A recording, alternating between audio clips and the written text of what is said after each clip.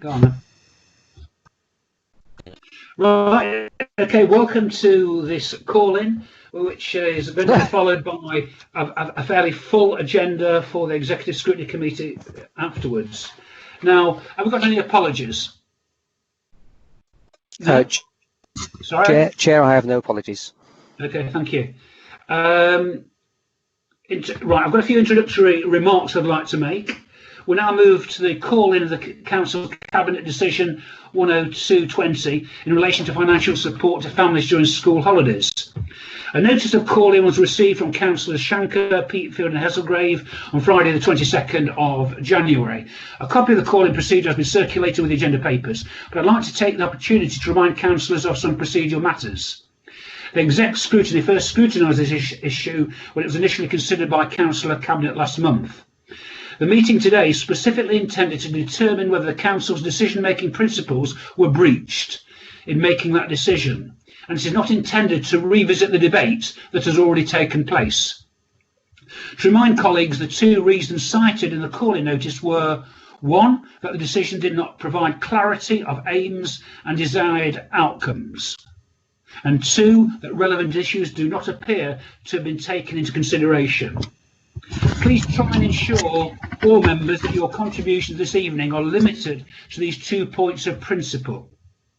Both the three call-in signatories and the Cabinet member will address the meeting, and Executive Scrutiny Board members will be given the opportunity to ask questions of both.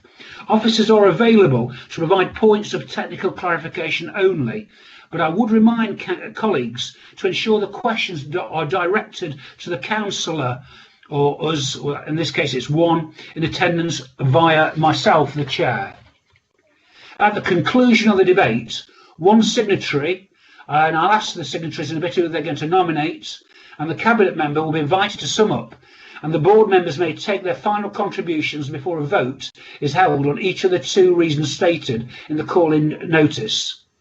I will now ask the call-in signatories to address the meeting, but just before I do, in their address, as you'll see, in terms of when the signatories sum up, I'll ask the designated signatory to limit their summing up to 5 minutes. I'll ask the Cabinet member to also restrict their summing up comments to 5 minutes. Then individual board members will have a maximum amount of time to speak of 5 minutes each, and then we'll move to the vote. So, I'm now going to invite the three signatories to speak. Councillor Shanker, Peatfield and Hesselgrave, which order do you wish to speak in, please? Thank you, Chair. I'll go first. It's Councillor Shanker. Okay, and then after the three board members, I will invite them to ask questions of each of the signatories if they so wish. Okay, over to you, Councillor Shanker. Thank you. Thank you, Chair. Why are we here? We're calling in a decision taken by the Council's executive, the most senior and influential councillors in our city, you could say. Councillors that were given a clear steer from full council on what is our collective response as 51 councillors to support our most vulnerable families, and importantly, the children in these families, who we are trying to help, and particularly so during this awful global pandemic. We have cited in the call-in documentation that the decision taken by Cabinet didn't provide clarity of the aims and, again importantly, the outcomes, and also that relevant issues do not appear to have been taken into consideration by the Cabinet. This afternoon, myself and both Councillors Peatfield and Hesselgrave will explain to you, the Executive Scrutiny Board, just how the Cabinet have breached this Council's decision-making principles. We do not intend to rehearse the arguments of the decision itself, and will focus on these breaches. I've watched the Cabinet meeting over and over, and despite simple and clear questions put to officers and Cabinet members to seek clarity on how many children have been provisioned for on the proposed activity and food programme, there was no clear answer. Several times these questions were posed, and still no clear answer. We know how many children would be entitled to attend. We know how many children would be at risk of going to bed hungry. The Cabinet have attempted to make provisions for, but still they can't say how many. Why is that? This is precisely why I believe, as well as the lack of clarity, relevant issues do not appear to have been taken into consideration. There are over 10,000 children now in Derby entitled, through means testing, to free school meals.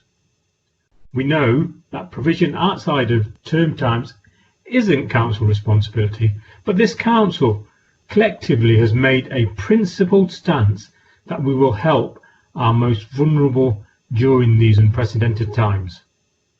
How the Cabinet could decide to approve the report without this clarity on numbers raises clear questions on their own understanding of the report. How can the Cabinet have made such a decision when the information just isn't in the report? Do they know the answers to these questions but want to remain silent on them and hoping the public do not ask? Or is it that they simply just don't know and don't care? I'll leave it at that at this stage, Chair, and just ask you have our children's interests at heart this evening and not party loyalties, and would ask my colleagues to make further representation. Thank you, Chair. Thank you, Councillor Shanker. Now, who's going next? Is it Nadine or Paul?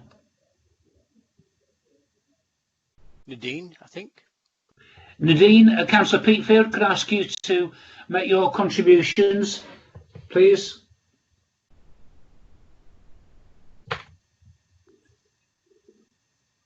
Are you there, Nadine? If not, Paul, would you like to go next, and then we'll call Nadine? Fine, yeah, of course. Okay, Chair, yeah, Chair, committee members. The object of the Cabinet item in question is clearly stated in its title: financial support to families during school holidays. Councillors will no doubt remember that the resolution by full council on the 25th of November last year had at its core the assertion that no child in Derby sleeps hungry, and a commitment to providing free school meal vouchers for all school holidays during 2021. At the Cabinet meeting on the 13th of January, during discussion of this item, a question was asked which goes to the heart of the matter, namely what options families had during those weeks or days not covered by the activity programme. This question was asked repeatedly as no clear answer was given, apart from vouchers or food parcels, and on one occasion vouchers and/or food parcels. Also, during activity weeks, which I'll talk about later, activities offered on 4 of the 5 days each week. What happens for that 5th day in terms of free school meals provision? There's a reference in the item at 4.5 to free school meal vouchers not being used by families for the desired purpose.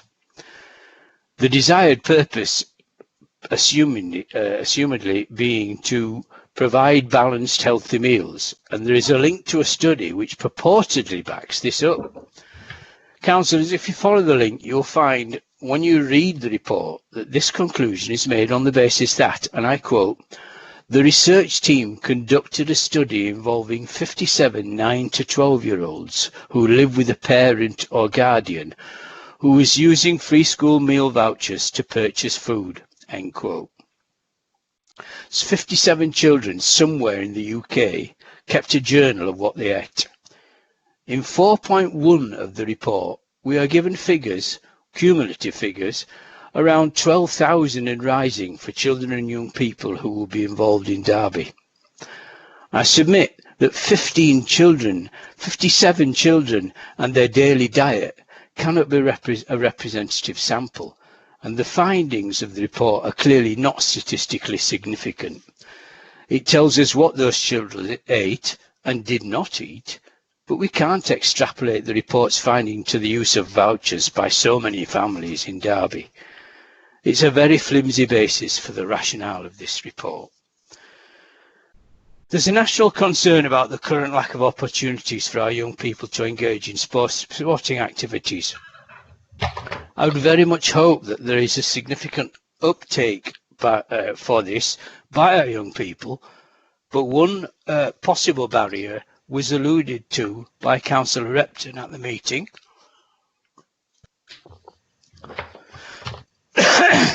When he talked about fleshing out the full council's resolution, and I quote him, in an unstigmatised way.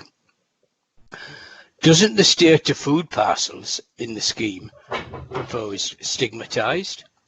Doesn't the exclusive targeting of our most vulnerable risk stigmatising?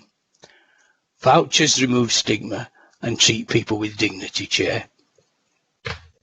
Just before Cabinet made their decision, Councillor Shanker asked a question about whether the Council was able to use the adult social care precept to fund provision of free school meals and holidays. The officer reply was that the Council tax was only one source of revenue and is never hypothecated to any one area.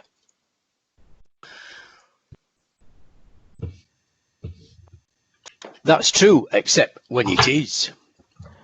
Receipts of precepts for the police and the fire service are fully transferred to those respective authorities' coffers.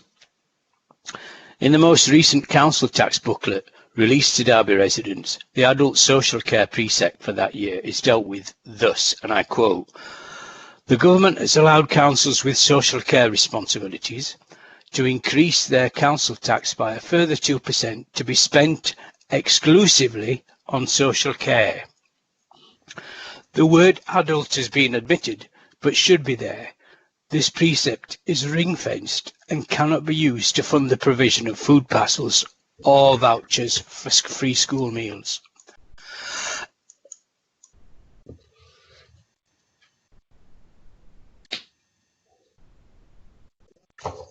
It would appear that a further 0.5% is being added after publication of the MTFP document for consultation in September, bringing us to a level of 4.99% as the council tax increase.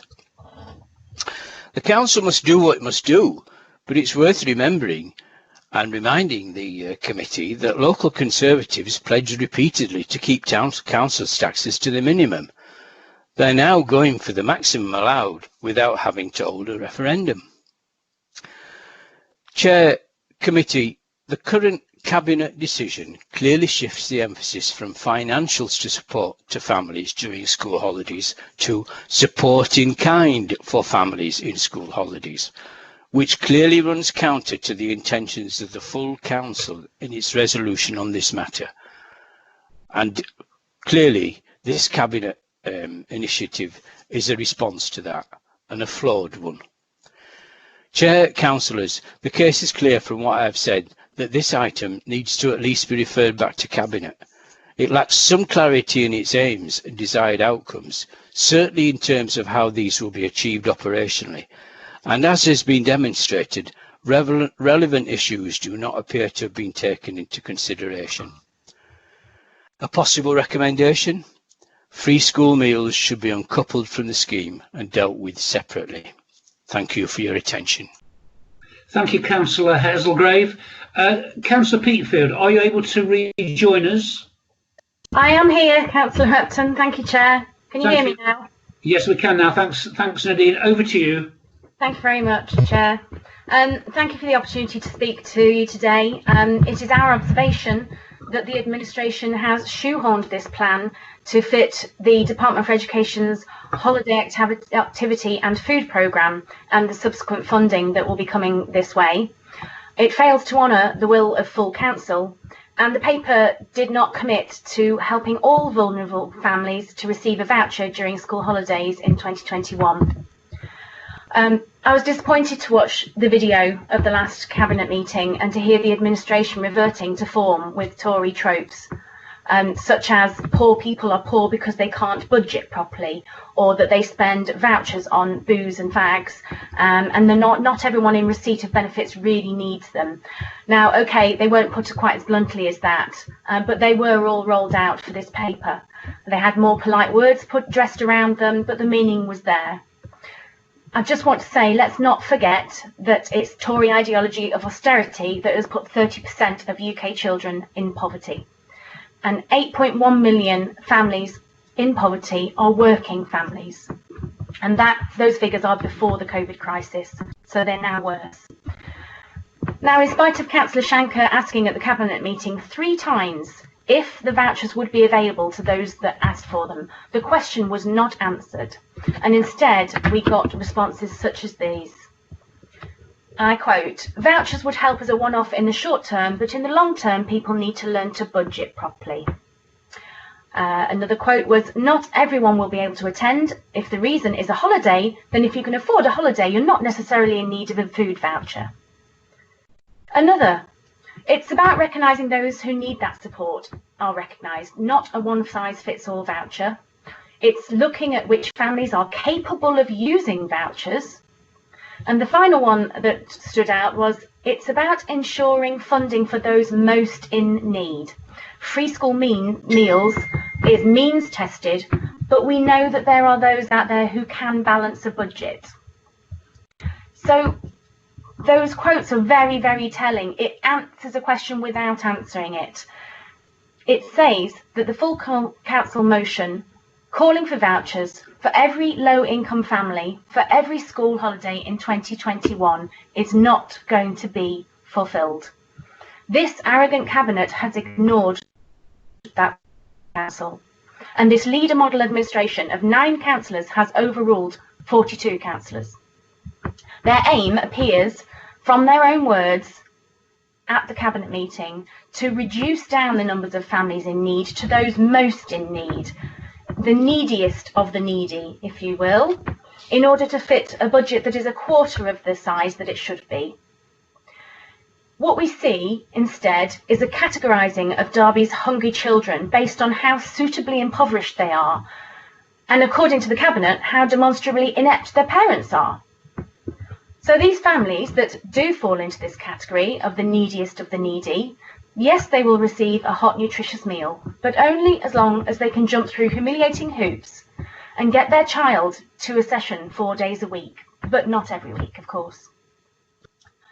Food poverty, may I remind everyone, is not a choice.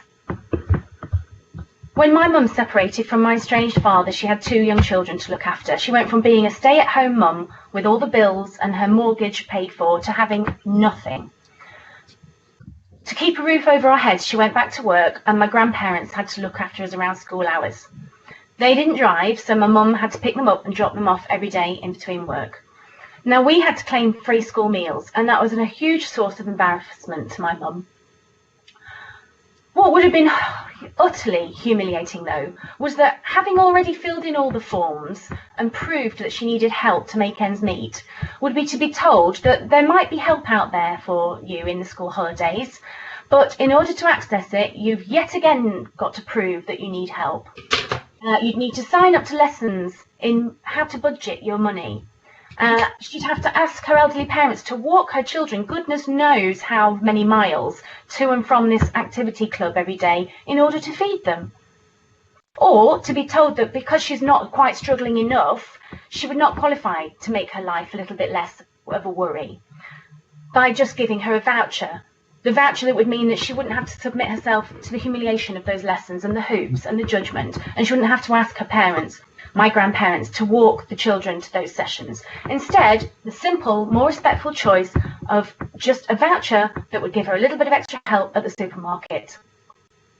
Now, we understand that vouchers are not a long-term answer for a strapped-cashed local government, and we understand that the Department for Education are bringing along this holiday activity programme, and we need to deliver it.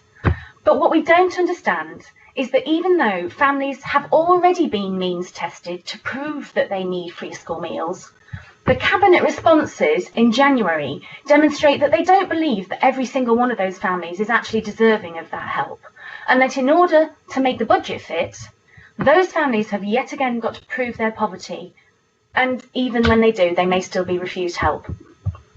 Chair, the relevant issue that does not appear to have been taken into consideration is that full council agreed to provide a voucher for every qualifying family and this paper does not offer this as an alternative to the programme.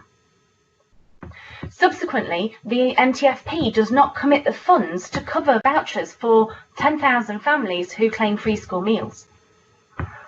The paper does not provide clarity regarding the aim of providing food vouchers to cover the holidays, and it states, as stated in the full council motion, and it does not deliver the clear outcome of ensuring that no child goes to sleep hungry. For all their talk of dignity of choice at the Cabinet meeting, it is abundantly clear that at least 10,000 families across Derby that are already struggling in the middle of a pandemic that has devastated families and jobs and pushed many more people into poverty. There is no dignity and there is no choice. Thank you, Chair. Thank you very much, Councillor Peatfield.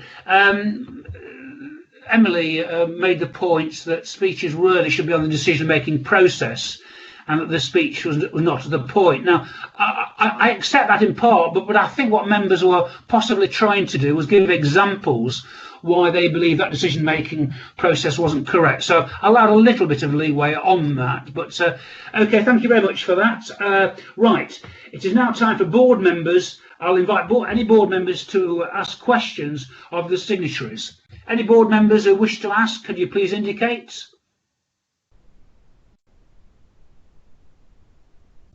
Lucy, okay. Thank you, Chair. At several points in the report to Cabinet, the officers who wrote the report made it clear that the report to Cabinet was in response to the council motion, but was not directly delivering the motion. Did you take that sort of sleight of hand into consideration when you put your objections in, and what's your response to that? And are there any elements of what the officers put forward that you actually think go beyond what was suggested and are positive aspects to what was suggested in the that council agreed back in November? Okay. So there's two questions there. Okay, who would like to answer those questions? Baggy, Nadine, Paul? I can come in on that one, Chair, if you like. Yeah, fine, thank you. Yeah, we absolutely take regard of what officers have written in the report around the response to the full council motion that was duly passed and agreed. But the report in itself fails to meet in any way the intent of that motion, and the motion was pretty clear, and deliberately so was clear, because during this unprecedented time and difficult time for many families, like we've already said, feeding their children is an issue. So it was quite clear, and deliberately so, that the provision of free school meal vouchers should be the result of what this council wants to do, so we can ensure fairness for all families and not just those who can send their children to a particular club during particular weeks of the holidays. And the second part, which I do recognise, and I said at the time, where it goes beyond what we may have wanted or called for in full council motion, is to recognise, unfortunately, there are many families who aren't entitled to free school meal vouchers who still need help to feed their children, and the additionality that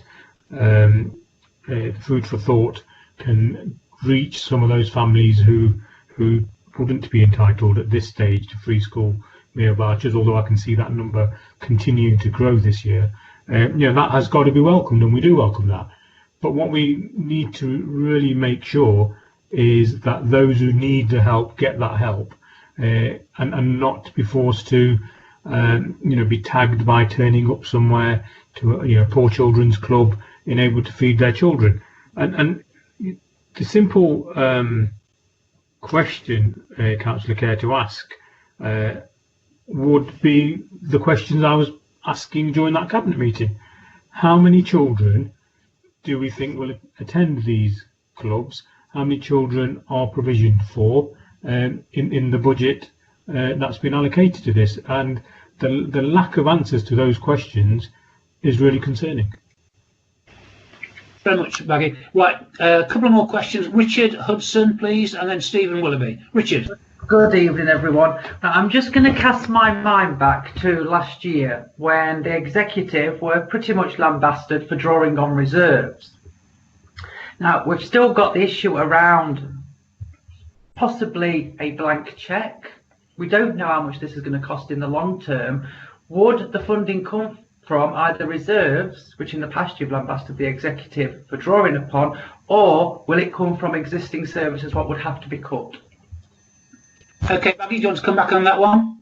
Yes, good question, Richard. And let's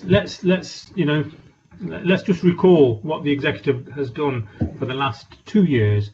They've used the reserves to balance the budget right at the beginning of the year. Not an overspend during the year, and that was absolutely wrong to do, and I'll continue to lambast that as long as I can. They've used the reserve, like I say, to balance the budget at the beginning of the year. Before even setting the budget, they've relied on reserves, and then gone back to reserves during the year and taken another chunk out of reserves during the year. 2 years on the trot, the council's reserves are at a dangerously low level, I would say, at this stage. So, they've decided and used reserves when they felt it appropriate. So this is no excuse for them not to use reserves for that matter. What I would say to the Cabinet is listen to the MP for Derby North. The MP for Derby North continually will tell this council and tell the people of Derby North there's £20 million, there's £26 million, £18 million, several different figures she's quoted over recent months of additional COVID money that the government has given to this council. Use some of that money. There's other savings that can be made in the council's budget. The use of consultants on £1,000 a day. How can we justify that in Derby City Council when our children are going to sleep hungry? Thank you, Councillor Shankar. Rob Cooper, over to you.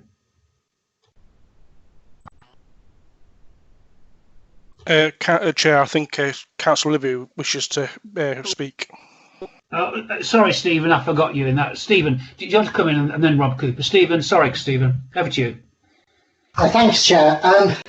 Just one thing in the original motion, and that was obviously proposed by one of my fellow Lib Dem councillors, Councillor Lind, was also about looking at families on universal credit and provision for those. Now, obviously, you haven't mentioned that in your speech, but I just wondered if you thought that was duly taken into consideration, or whether that also was a relevant issue that doesn't appear to be taken into consideration. So we should consider that factor as well. Thanks, Chair. Thank you. Baggy, do you want to respond? Yeah, sure. I mean, it is a relevant factor, Councillor Willoughby. But the matter at hand, immediate for me, was the clear intention of that motion was to provide free school meals or free school meal vouchers for all children who are entitled to it.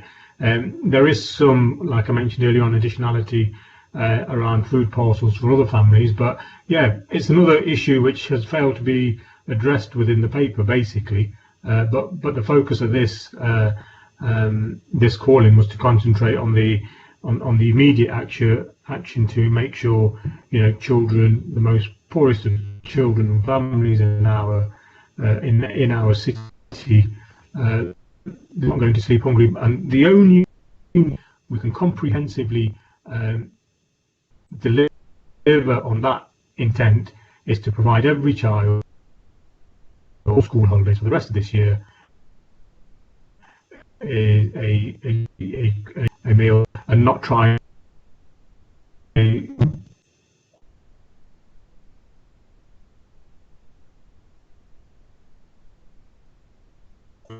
universal credit is also a mission in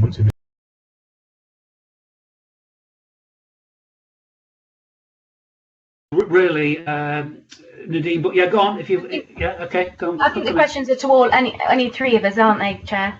That's correct, Okay. Councillor Peatfield. Thank you. Yeah. Okay.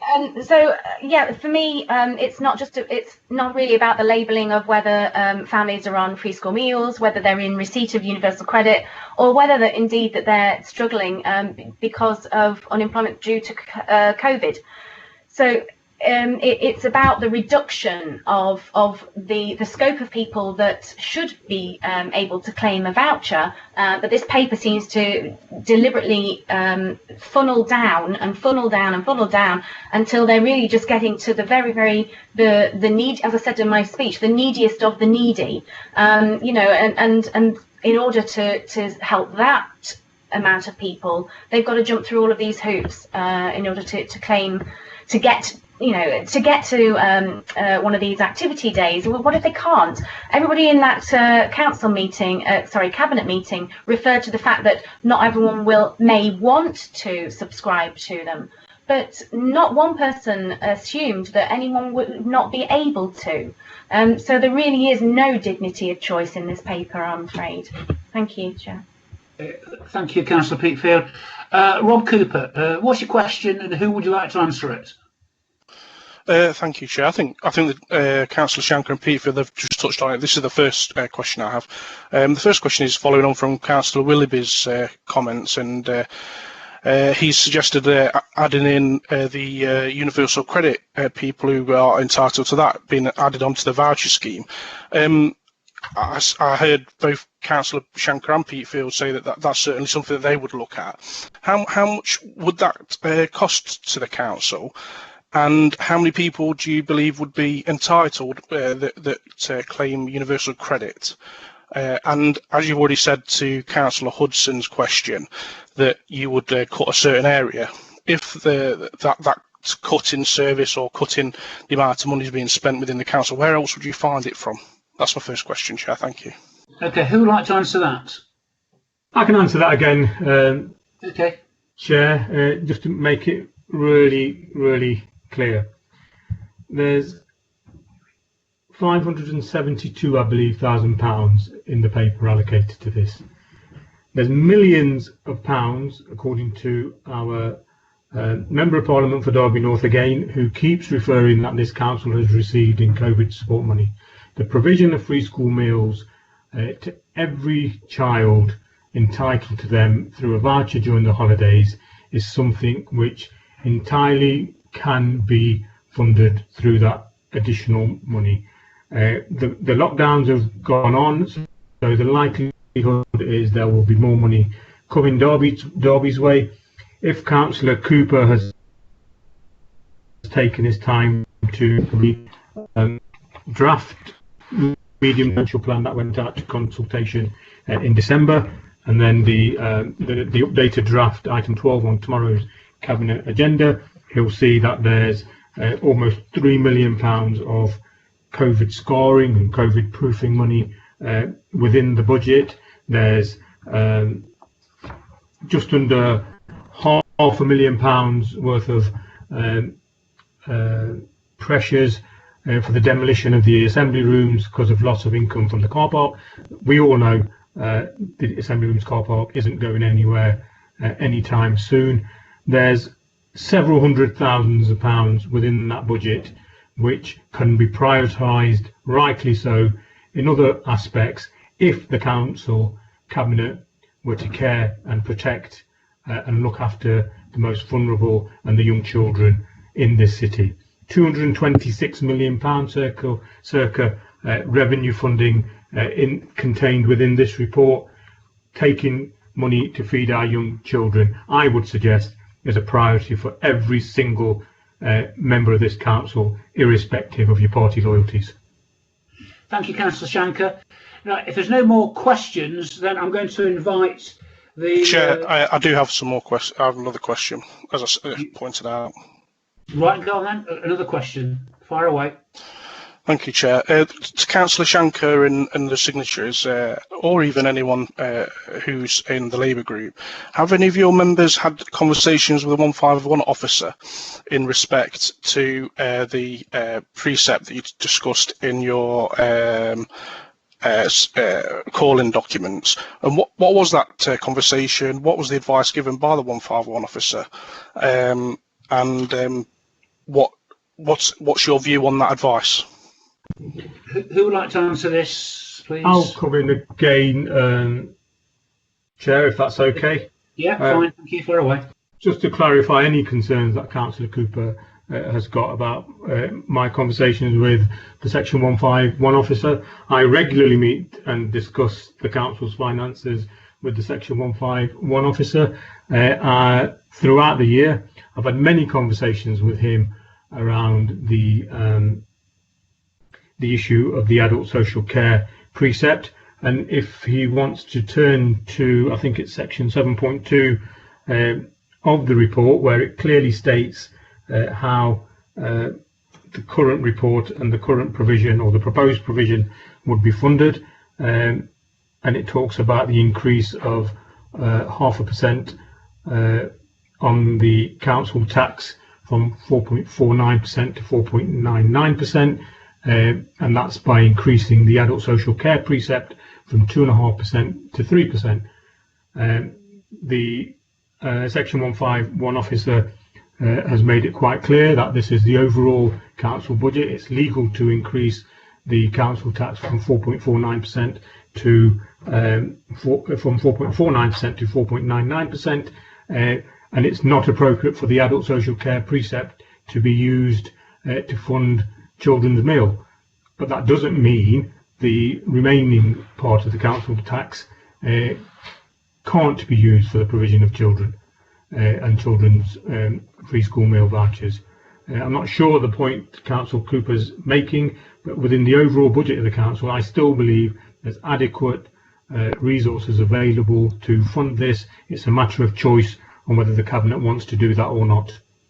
Right, thank you, Councillor Shankar. Right, I'm now going to move on to item 4 on the agenda. I'm going to invite the Cabinet member, Yvonne Williams, to speak. Councillor Williams. Thank you very much, Chair. Hopefully you can all hear me. Yes, thank you. Thank you. So tonight's call-in is around clarity and relevant issues. So I'm going to take relevant issues first, if I may, and I'm going to first talk about the actual motion. So although the resolution was passed by full council about free school meals, and a decision to adopt a programme of free school meals is a function which can only be carried out by the council cabinet. And this is because the council operates, as you all know, a leader and cabinet model, a model of which the only party to wholly support was indeed the Labour Party. The report that went to Cabinet on the 13th of January sets out a carefully considered response to the resolutions of Council and proposes a financially sustainable proposal to address the issues of child poverty in the city in the short and medium term. In order to understand this, allow me to dissect the motion and explain the rationale for the report. Firstly, the motion asks to provide free school meal vouchers for every child whose family is in receipt of universal credit or equivalent, or with a low income, no recourse to public funds for all school holidays during 2021 or for any future lockdown periods. That means that at the autumn census, which was completed on October 2020, that 10,776 children were entitled to free school meals. This would, if equating to £15 per child, equate to about £2 million. The council would not know or have access to families who claimed universal credit. We didn't know at that stage if there would be any further lockdowns, and if there were, for how long they would be. This effectively meant we didn't know how many children it would be who would be entitled to free school meals, or how much it was going to cost, where it would be, or if there was indeed another model that could help. The next part of the motion was this would be funded with COVID-related government grants or council reserves, or until additional external funding had been identified. So the financial position of the council restricts the extent to which reserves can be committed on an ongoing basis. Free school meals is a means-tested benefit managed by the DWP, for which the council receives no direct funding. The cost to the council to meet just the free school meal element of this motion would be in the region of £2 million based on the October count. The MTFP, which was out to consultation, assumed no recurrent use of reserves, and any decision to utilise additional reserves would impact on future financial sustainability. I had to look at how best to ensure that no child could go hungry, but to keep it within the legal and financial frameworks of the council. The proposals, therefore, in this item was to combine a use of funding resources to ensure the proposal was fully funded. This included the Holidays Activity and Food Programme, funded by the government, council tax flexibilities, and an additional £500,000 included in the MTFP that went out for consultation to increase demand for any of the council's single discretionary award schemes. The next bit of the motion was to commend the excellent work being done by the Derby Food for Thought Alliance and to continue to support them so that struggling families who do not qualify for free school meals can also access this support. Clearly, neither of this is a problem, nor is it contentious. I wrote directly to Community Action Derby and Food for Thought, as well as speaking to Kim Harper and Paul Brookhouse from Food for Thought.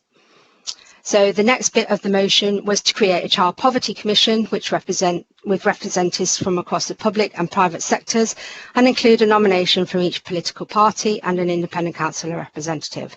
This forum will provide the collaboration and strong leadership necessary to tackle one of the biggest challenges in our generation and help every child in Derby. Again, this is not contentious, it's a recommendation in the report, and indeed I recommended this before the report was even written, as the leader's baggy knows, because he was at the meeting where I recommended it.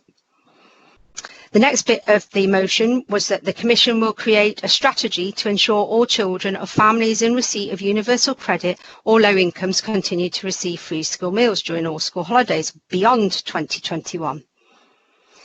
Given that the council won't have access to all children and families who have access to universal credit, it is actually quite difficult to achieve this element of the motion. What the report says is that the Poverty Commission will consider and recommend options for a sustainable model from 31st of December 21, utilising the strengths of the community assets within Derby alongside our strong partnership. And finally, the Council also resolved to write to the Secretary of State for Education, Secretary of State for Health and the Chancellor of the Exchequer to ask them to implement the recommendations of the Child Food Poverty Task Force outlined above as a matter of urgency. I have written to all three. So in terms of the clarity, what I think Baggy was after there is the first question that he asked in the call-in was how many children will be provided for by half, and that is, the answer is that all children who are eligible for free school meals can apply to the half programme. There is absolutely no expectation that all those who are eligible will access the programme, and that is quite clear in the report at 4.7. Therefore, additional support has been given to Food for Thought to supply up to 10,000 parcels. This demand, as stated in the report, will be monitored with a view to increasing the availability to meet any rising demand. If there was excess demand, the Council would look at this from the contingencies and reserves, again a one-off, and it is in the report. The next question was, what options do families have if not accessing half? And the answer to that is that any family in need can access support from Food for Thought. Next question was, would families be able to receive vouchers if they prefer? So the £15 vouchers will be available in the 2 half terms, but not if they're accessing the half programme. And again, support could be accessed from Food for Thought.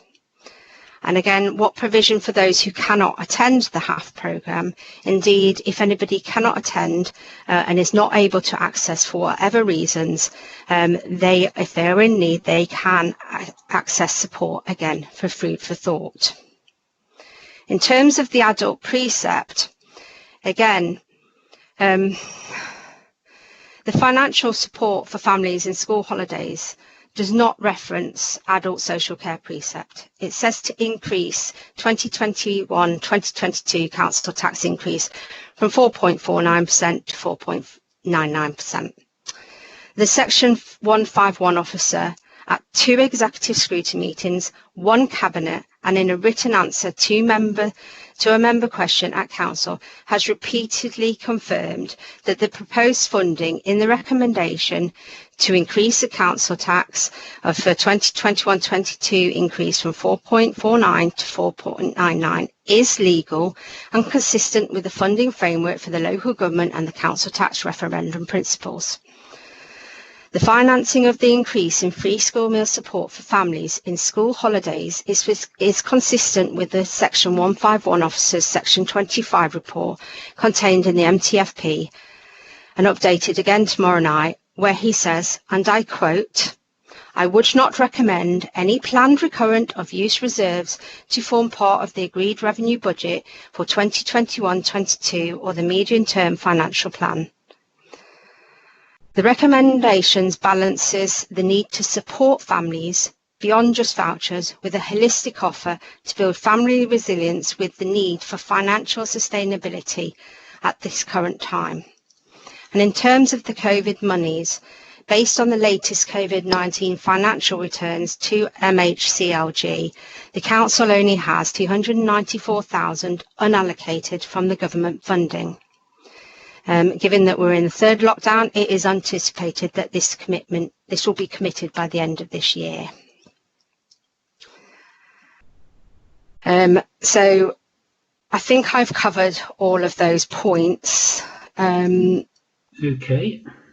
They're happy to answer any questions. Thank you, Councillor Williams. Right, do you have any members of the Executive Scrutiny who wish to ask Councillor Yvonne Williams any questions, please? Yes, please, Chair. Who's that? Sorry? Pegg, Councillor Paul Pegg. Councillor Pegg. Fire away, Councillor Pegg. Thank you. I'm leaving my video off because I'm having problems with my system.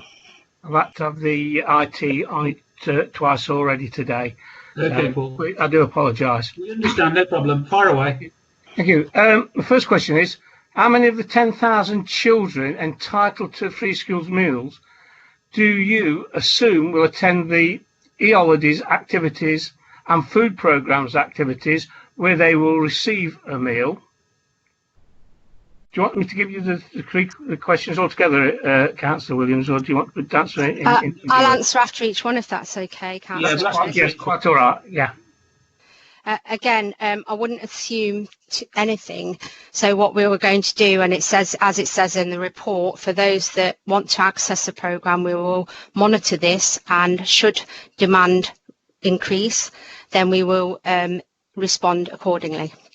Okay. So over to you, Paul, for your second question. Yeah, well, my supplementary on that one, if you like, is how many children will attend the activities clubs? And if they all attend, what will they be doing, please? Because you're looking at 10,000 children spread throughout the city. Thank you, Paul. Yvonne? So the programme is currently being looked at the moment in terms of what is actually available for those activities. And I wouldn't like to comment on that because that is not in the report and that's not what we're here to discuss tonight. But they are being looked at and there are completely different activities across the board. Okay. Do you have a third question, Paul? I've got a second one yet. What is the provision? What is the provision? Excuse me, I can't get my teeth in. What is the provision for 4 weeks not covered by the proposals? Yvonne? Did you get that? I did, yeah. Sorry, look. That's all right, no problem. Thanks, Paul. Any family in need can actually access support from Food for Thought. So they can access that during those 4 weeks. Okay. And your third question, please. If a child doesn't attend the activities, do they still get a food voucher? If a child does not attend the activities mainly are around will have the food with it. So if they don't attend that, then they will not get the food activity. And we do not propose at this time, apart from the half terms, to give out food vouchers. However, if they want to access support from Food for Thought, some of the access provision there may be around vouchers. Thank you, Paul. Thank you, Chair. Fareed, I think you've got a question. Would you like to put it to Yvonne? Yes, thank you, Chair. Yvonne, in child protection context, if a child had to go without food, would that amount to serious neglect on part of that child's parents? And would consideration be given to offering greater protection at a huge cost to that child if that happened? If that is right, then as far as child protection budget is concerned, if need be, the council does overspend, and quite rightly does, because it's important that we try to minimize or stop neglect of a child or abuse of a child. Now, with the haphazard arrangements that you put in place, because you've not really done enough research to get to the bottom of it, in terms of how many children potentially might be forced into a situation where their parents actually can't provide them with essential food, and they might have to go without it. In those circumstances, if an incident was drawn to your attention, you would not actually take long to decide that if need be, we are willing to spend 40,000 pounds on placing that child, get them out of family environment, because if that's how you see it, that potentially a child having to go without food would amount to serious neglect on part of the parent, and there'll be question marks against that parent's ability to provide for their children. So could I have your comment in terms of, I'm seeking reassurance that in your view, no child will be put in that situation? And if you are saying, yes, you're able to give me some assurance, what is that based on? Thank you, Fareed. Over to you, Yvonne. Thank you very much. As I have said, any family in Derby in need can access support from Food for Thought.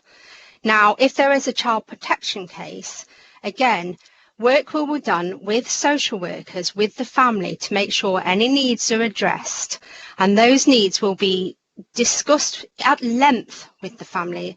As Fareed, I'm sure you're well aware because of your very vast experience on this council.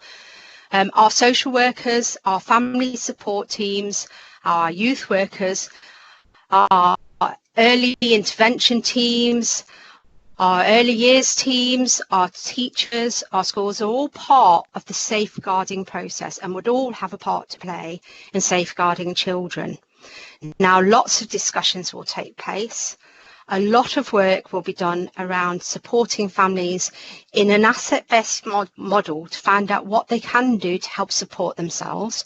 And whilst this is completely off topic in terms of the processes involved in the call-in, I can give you absolutely involved in keeping children safe in the city are outside with the completely with the child centred, or all they do, and the Asian children safe. Thank you, Yvonne. Right, okay, if there's no more questions, what we would now do... Chair, Steve Willoughby was first, then me, then Rob. Oh, right, okay, right, I see on the side, yeah. Okay, over to Steve Willoughby, Lucia, then Rob. Okay, fire away. Thanks, Chair. I'm just interested, Chair, particularly in the part of the calling that relevant issues don't appear to have been taken into consideration. Now, Councillor Williams mentioned about looking at other sources of funding. So, as part of that, considering issues, some of her fellow group have gone on about, funding, financing of this and use of reserves and everything like that. But I just wondered, as part of this overall decision making, what consideration was given to involving, external bodies, as of course has so successfully been modelled in the COVID response hub. And she obviously referred to Derby, the wonderful work done by Derby Food for Thought Alliance, and of course, my own fellow councillor, Councillor Atwell, he got local businesses to provide some school meals over the October half term. So I just wondered, it's part of the big society agenda that you don't hear much of now, but I think was wonderful, a good idea myself. What consideration was given to sort of involving external partners, such as charity groups, getting local businesses to go ahead and sponsor us? I think this actually happened with provision of breakfasts and that sort of thing. So I just wondered what consideration was given to that, because to help actually fund and achieve the goals set out in the original motion, which is obviously gone through line by line with her response. Okay, Yvonne, can you respond, please? Absolutely. So we did consider that, and it's actually in the report. So the Food for Thought Alliance is, the name's on the tin really, it's an alliance made up of partners in the council. And we also know that there are some fantastic businesses out there. There has been some amazing councillors from across all parties that have done some amazing work in providing support for families. So yes, it was absolutely taken into consideration. It is in 4.7 of the report, and thank you for highlighting that. And actually, you'll note that there was funding given to Food for Thought in additional support. So thank you, Councillor Willoughby. Thank you, Yvonne. Right, moving on to Lucy and then Rob. Thank you, Chair. And I know it's very emotive to talk about children going hungry to bed, but I also want to put this into the context of the duty we have under the Children's Act and the United Nations rights of the child, which are there as well.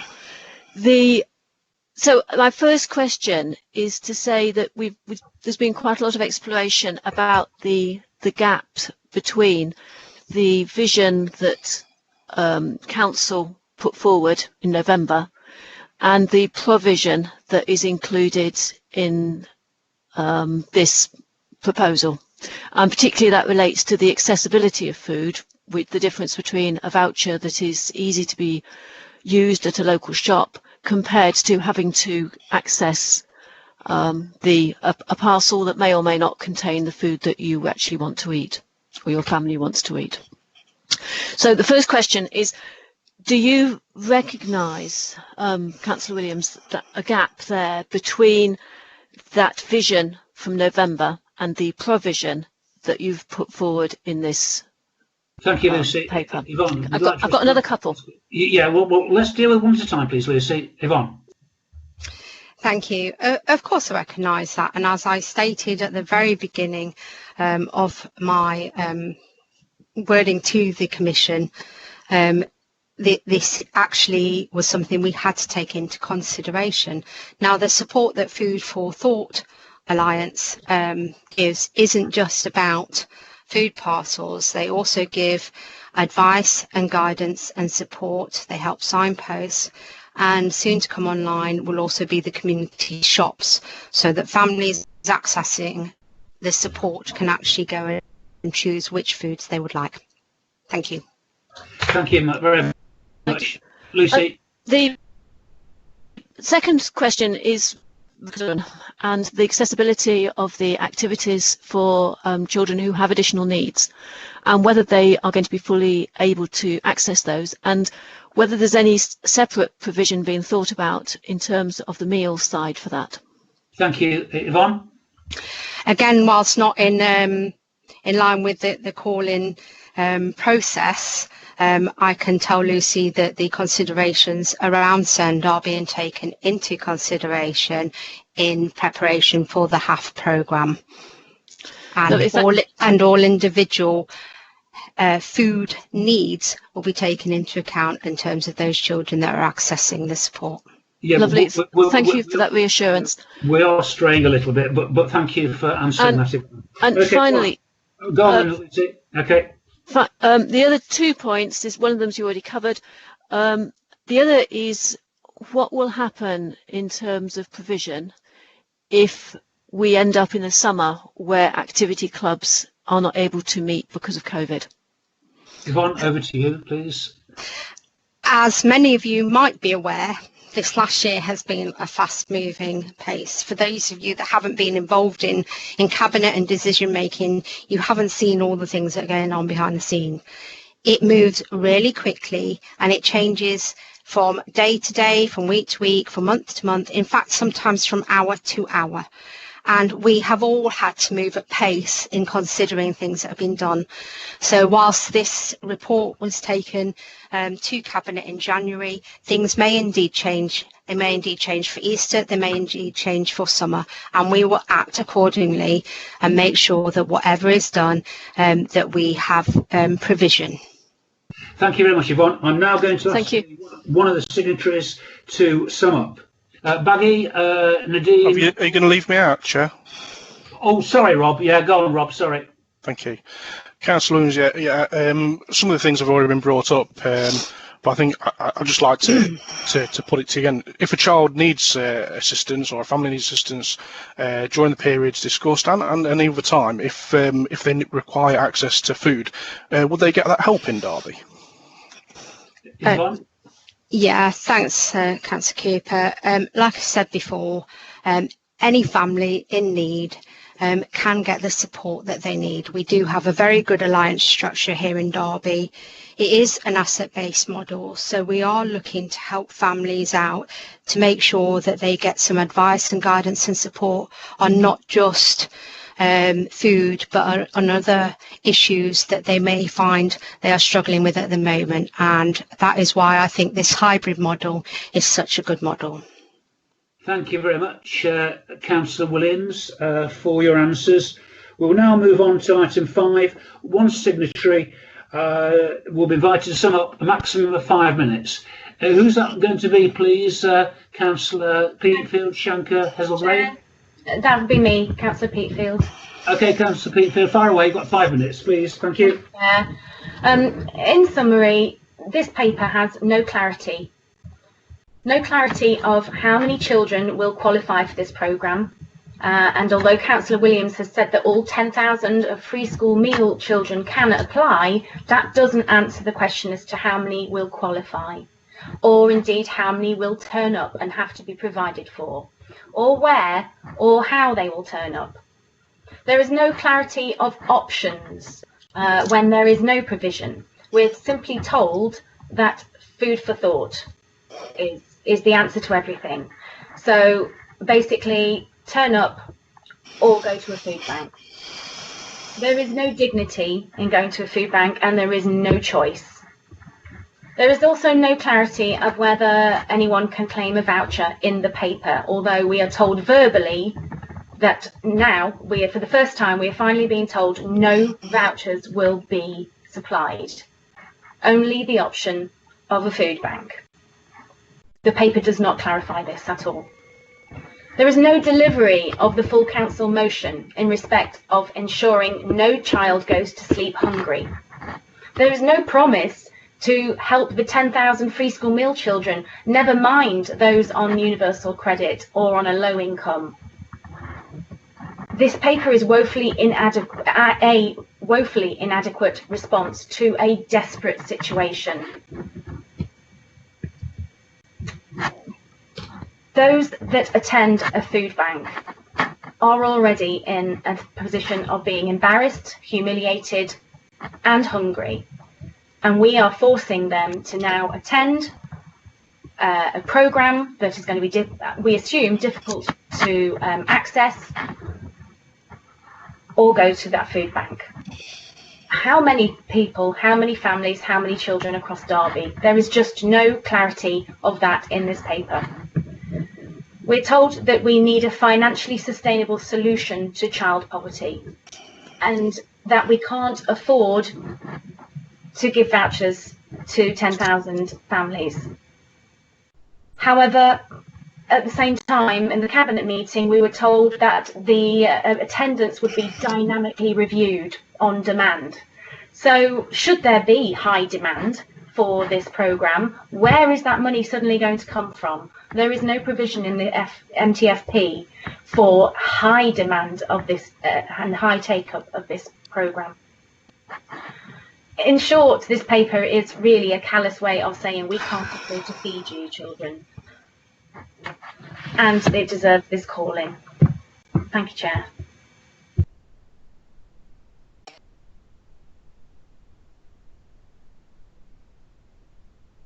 Sorry about that. Thank you, Councillor Peatfield, for your summing up. Now I'll ask the Cabinet member to sum up in 5 minutes, please. Yvonne, over to you. Thank you. Thank you, Chair. Appreciate that. So the call-in was about relevant issues and clarity. And the reason why I broke down the motion was to show you the consideration that had been taken in writing the report and coming up with the programme that we have come up with, to show the consideration for each point of the motion that was taken into consideration. Unfortunately, people might not like it. They might not like the actual programme that has been put together, but I can assure you that the process and relevant issues were all taken into consideration. The clarity of the aims is in the document, and the one thing that Councillor Peatfield has got right is we don't know what all of the provision is going to be at the moment, because that is currently being put together. However, I have given assurances that any family and child who has a need for food and for support can get that support if they need it. And I cannot say that all 10,000 children who are entitled to free school meals during term time would access the provision. But Councillor Peatfield said that there was that the provision would be difficult to access. I don't know where she's got that information from. I don't have any information that's saying that the HAF programme will be difficult to access at all. In fact, one of the things that we're making sure we're trying to deliver when we put the HAF programme together is about easy access, and to make sure that it's enjoyable, that it's fun, that children eat more healthy, that they have more activities to do, that they take part in enriching activities that support their development, their resilience, their character, their well-being, along with educational attainment.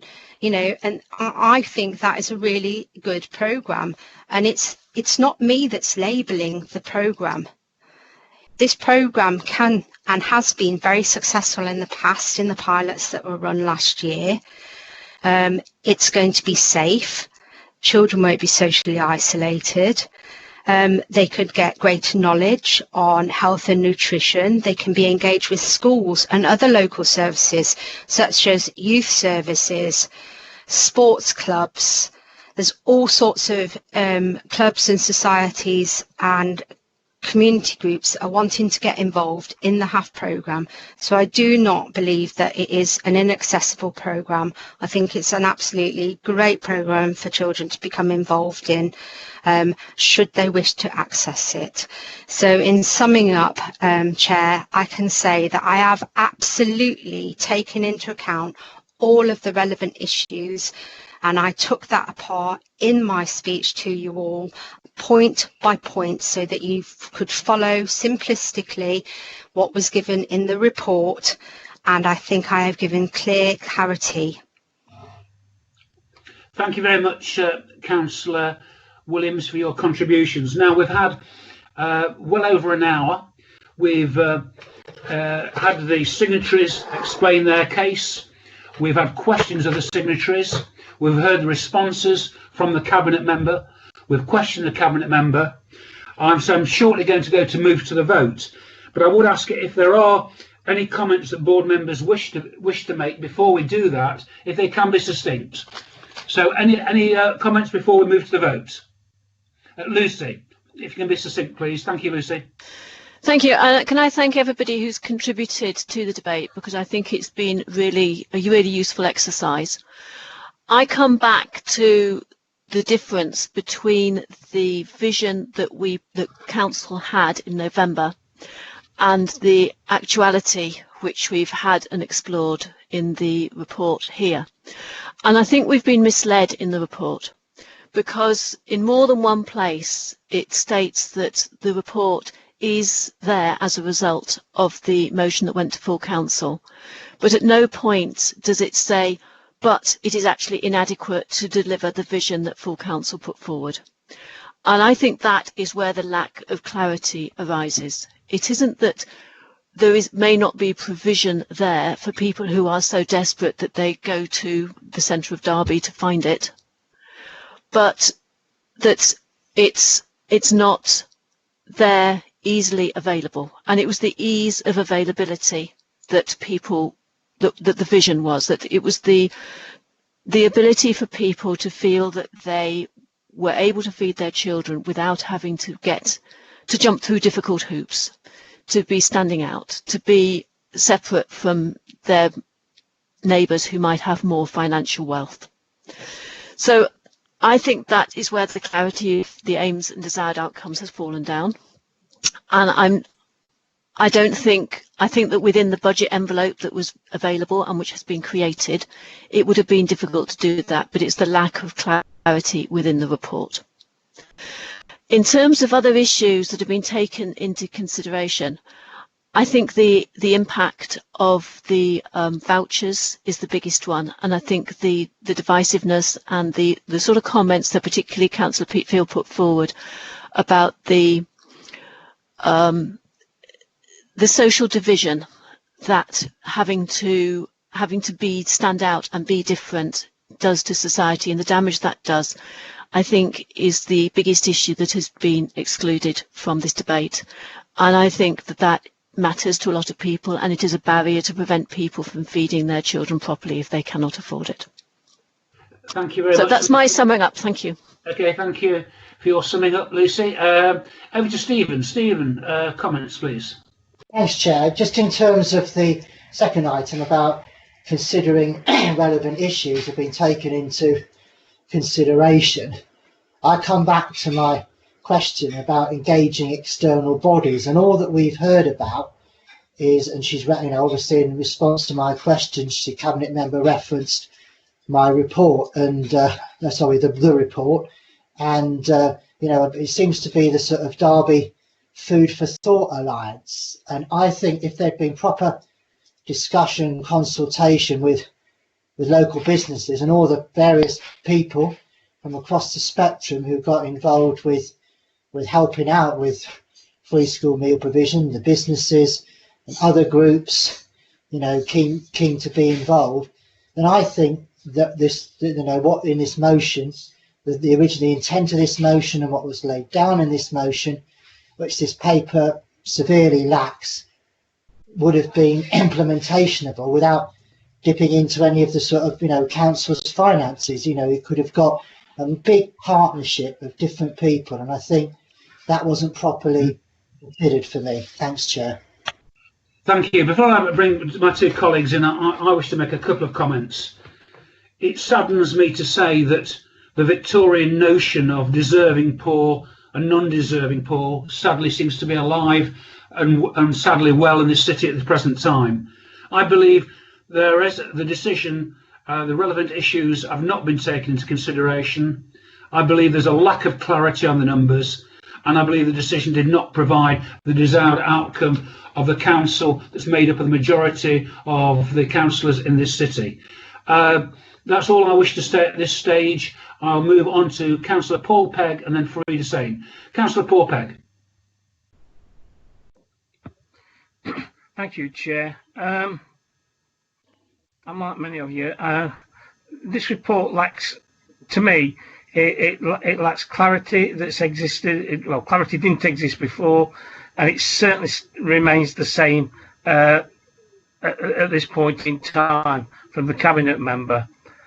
Relevant issues have not been taken into account, and I just feel that if more people turn up, and if more people can't attend any particular reason for any particular reason, how are we going to feed them? That is my concern. How are we going to reach out to them? And it hasn't been done. It all revolves around people or the young children attending the activities in the main. And don't know how that would work. 10,000 children attending any activities after putting on activities myself for many years within the area. I think the ratio is about 8 children to 1 adult these days. So it's going to be an astronomical event to try and achieve that. But to me, we've not moved any further. Thank you, Chair. Thank you, Councillor Pegg. Councillor Hussain. Yeah, very quickly, Chair, I will not repeat everything my colleagues have said, although I fully agree with Councillor Kerr, Councillor Repton and Councillor Pegg. What we've done is we've made a bit of money available in the hope that that sorts it out, without giving a proper thought, without doing a proper assessment of need, and without making essential provisions available easily. And the same applies to outcomes that we are seeking. They are very ill-defined, very non-specific, and I think councillors who've called this item in were fully justified in doing so. Thank you, Councillor Hussain. I'm now going to ask Stephen to help us move to the vote, and we'll be voting on two issues. And that's one, that the decision did not provide clarity of aims and desired outcomes, and two, that relevant issues do not appear to have been taken into consideration. So we'll be voting on each of those. Stephen, can you take us through it, please? Thank you, Chair. Just turn my camera on. Thank you. So the first decision-making principle that I'm proposing to take the vote on then is clarity of aims and desired outcomes. I'll go through the members of the committee alphabetically on whether they feel there's been a breach or not. Councillor Kerr, please. I consider it to be breached. Breached. Thank you, Councillor Kerr. Councillor Cooper, please. I don't believe that it's been breached. No breach. Thank you, Councillor Cooper. Councillor Hudson, please. No, I don't believe it's been breached at all. No breach. Councillor Hudson, thank you. Councillor Hussain, please. Yes, it has been breached. Breach. Thank you, Councillor Hussain. Councillor Patterson, please. No, not breached. No breach. Councillor Patterson, thank you. Councillor Paul Pegg, please. Breached. Breached. Thank you, Councillor Pegg. Councillor Testro, please. No breach. No breach. Councillor Testro, thank you. Councillor Willoughby, please. Breach. Breach. Thank you, Councillor Willoughby. And finally, yourself, Chair. Breached. Breached. Thank you, Chair. So that's 5 for a breach and 4 for no breach. I'll move to the second decision-making principle, that relevant issues do not appear to have been taken into consideration. I'll go through the committee again alphabetically on whether that principle has been breached or not. Councillor Kerr, please.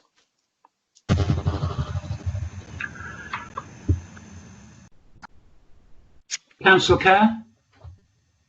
I think they were breached, but not for the reasons given in the call-in notice. So what's the answer? No, that's not legitimate ground. Yes for or making no? That's not a legitimate ground for making a resolution, Lucy. Okay, so not to the elements which they have talked about in the call-in notice. So that's no breach. Thank you, Councillor Kerr. Councillor Cooper, please. No breach. No breach. Councillor Cooper, thank you. Councillor Hudson, please. No breach at all. Thank you. No breach. Councillor Hudson, thank you. Councillor Hussain, please. Breached. Breach. Thank you, Councillor Hussain. Councillor Patterson, please. No breach. No breach. Councillor Patterson, thank you. Councillor Paul Pegg, please. Breach. Breach. Thank you, Councillor Pegg. Councillor Testro, please. No breach. No breach. Councillor Testro. Councillor Willoughby, please. Breach. Breach. Thank you, Councillor Willoughby. Finally, yourself, Chair. Breach. Breach. Thank you. So that's 4 for a breach and 5 no breach. Okay. Right, do you just want to inform members what will happen now, Stephen? Those recommendations presumably will go back to the Cabinet. Excuse me, Chair, my camera. Turn my camera on. Yep, Chair, I can't get my camera to work, excuse me. That's right, Chair, so I'll prepare a minute extract to go to tomorrow's meeting of Council Cabinet. Thank you very much. Well, that's an end to the call-in, so if I can thank everybody for partaking in that. And we'll now move on to the meeting of the Executive Scrutiny meeting. We've got a big agenda, so I'll ask members to be as succinct as possible. We'll let those officers and councillors go who are not part of the Exec Scrutiny. If I can thank Councillor Williams, Councillor Nadine Peatfield, Councillor Baggy Shanker and Councillor Paul Hazelgrave for attending. Thank you. Right, any apologies for the Executive Scrutiny meeting this evening? Chair? Yes. Any apologies? Sorry, I was not quite the right moment. Sorry? Not an apology. No, okay. Right, moving on to the first item in the minutes of... Chair. Lucy, what do you want? Come on. I'm not sure if it's the right either. I haven't got the agenda in front of me. Chair, if I could, we just need to start. We just need to go to item 2, Chair, if I may, through you, late items to be introduced by yourself. Okay, I have no late items. And then it's on to declarations of interest, which I think is where... Declaration of interest. And that's where, Chair, I wanted to come in, just to mention that my father is a subscriber to CareLink, which is mentioned in the paper related to adult care charges. Okay, and what's the advice with regard to Lucy having made that declaration? That I should just let you know. It's a non-pecuniary interest. Non-pecuniary interest, yeah. So I'll note that, Chair. So Lucy can take part in the debate, can she? Yes. Okay, fine, that's fine. Thank you very much for that, Lucy. Okay, right, so we've got the minutes of the meeting of both the 12th and the 19th of January. Can I take there's a true and accurate record of that meeting? You've had copies of those? Move them. Okay, thank you very much. We've dealt with all issues concerning the call-in. So my reading of the agenda is it's onto the forward plan. Item 6. Okay, any comments about the forward plan at all? Chair, I'm interested to know how we're going to deal with the part 2 of the local plan without that coming through to Cabinet at some point. Any advice, please, from Alex or Stephen on that?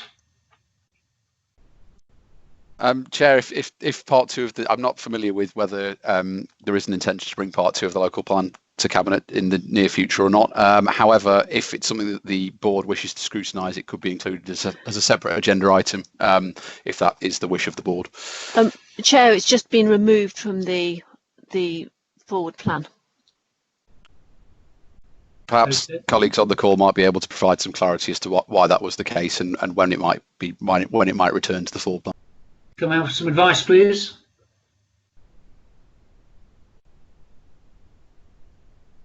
Who's advising us, Alex, on that, do you say? If there's no one available, we can get some advice out to the board after the meeting, if that's... If you will, please. Thank you very much. Thank you, Chair. Okay.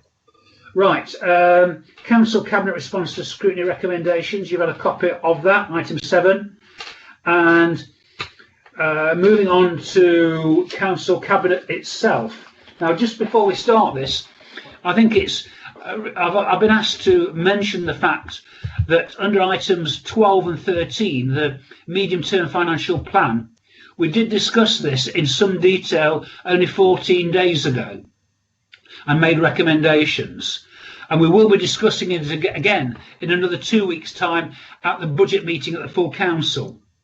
So I'm going to ask the relevant officers to speak to that. But if we could just bear that in mind, please. We have already debated it, and unless you really want to do, I don't particularly want us to just regurgitate those same debates that we had 14 days ago and that we may have again in 14 days' time.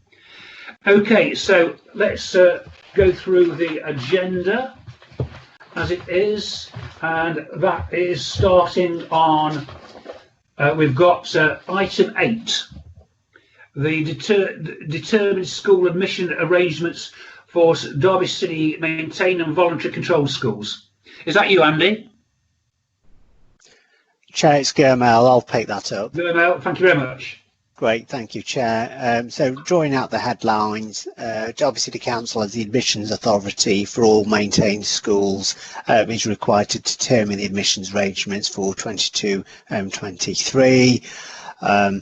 As 1.2 outlines, that a consultation period is taking place between October 2020 and January 2021 in line with the Admissions Code of Practice.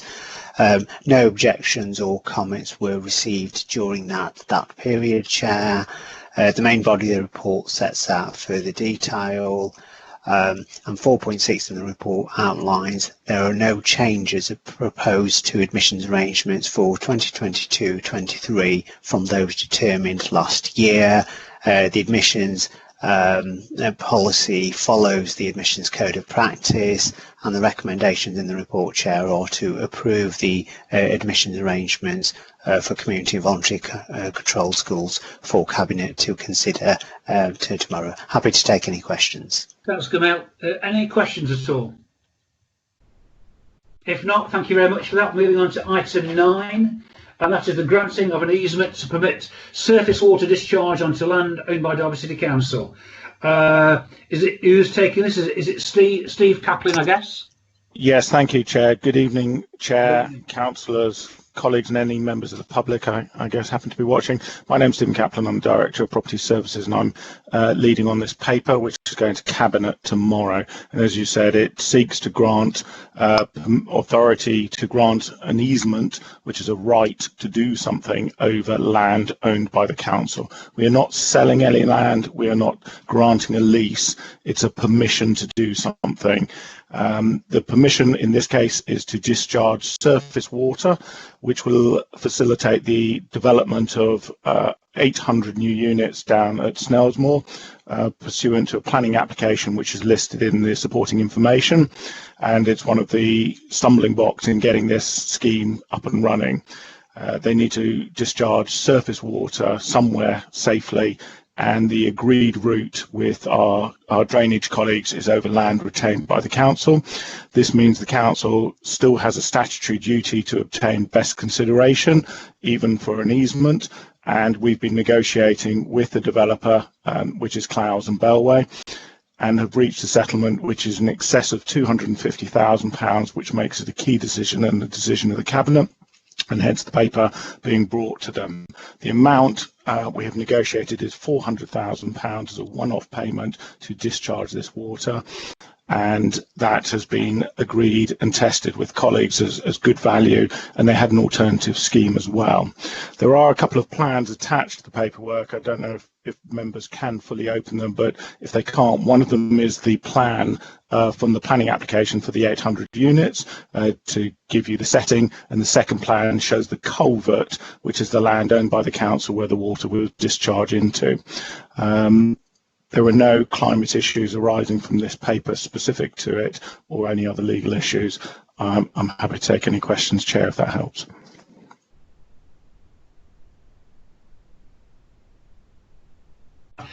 Okay, I've just been told, Alex, Stephen, that Paul Pegg's been locked out for some reason. He's going to try and get on by another means. Thank you, Chair. Thanks. We'll look into that, Chair. If somebody could look into that. While someone's looking into that, and Paul, Councillor Pegg, tries to rejoin us, I'm going to take Lucy. Lucy Kerr, thank you. Thank you, Chair. Can I just have a bit of clarity, please, as to what the difference between the £400,000 that you've just mentioned and the £250,000, which is the value of it, which is less than the... I can't quite get what the 250 is and the 400. Sorry, Chair, I apologise if that's not clear. The reason it is a Cabinet decision is because it is over £250,000. That is the threshold upon which it becomes a Cabinet decision, and I was just making that point clear in the paper as the reason why it's going to Cabinet, and the amount agreed is £400,000. Thank you. That's completely clear now. I just assumed we were talking about, 250,000 and 20 pence or something. Okay. My other questions. Thank you for the clarification. Do you want to, got a question now, Lucy?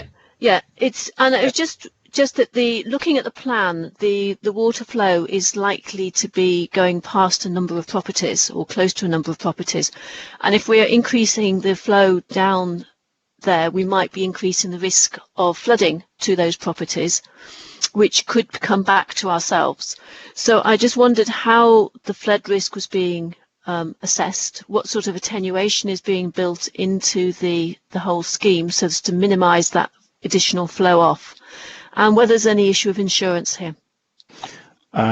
Chair, I think the questions with regard to the water flow and flooding are all dealt with through the planning process, where this is a condition and has to be agreed with the council's drainage engineers, and we'll be looking to tie up arrangements within the easement that make sure they're responsible for various items as they would be as the developer.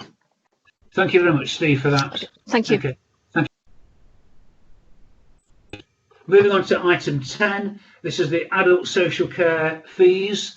Who's going to take us through this? Kirsty, are you going to take us through this? Yes, I am. Thank you. Sorry, just wait for my video. I'll start talking. I don't know why the video's not coming on. Sorry. You've got some problem with them, yeah. You've got me now. Yeah. So this paper is recommending to Cabinet inflationary uplift for a range of types of adult social care services. We review fees once a year and generally refer to Cabinet around about this time each year. And the report covers a variety of different areas. There's recommendations set out on the first page. 2.1 is around the inflationary increase we would be recommending for residential and nursing care. The next recommendation is around home care. The third recommendation is about how much we would apply in terms of inflation for what we are charging for, which is a very limited number of services. And the last one relates to the option of inflating direct payments, which are actually awards that we give to an individual, where an individual is asked to organise their care and support. And there's a minimum and a maximum, which is explained in a little bit more detail in the report, which I can just summarise by saying for those people who are paying for very, I suppose, fairly straightforward arrangements, and sometimes it might even just be a capital item or somebody like a gardener or something like that, we're just applying the minimum RPI rate.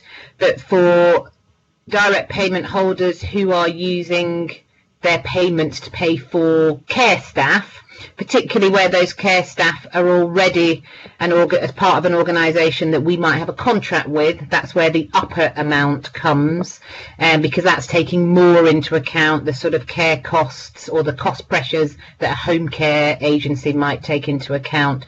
So that's why we've got a lower and an upper, and it allows us to try and pitch inflation appropriately within each direct payment, because they're all so different.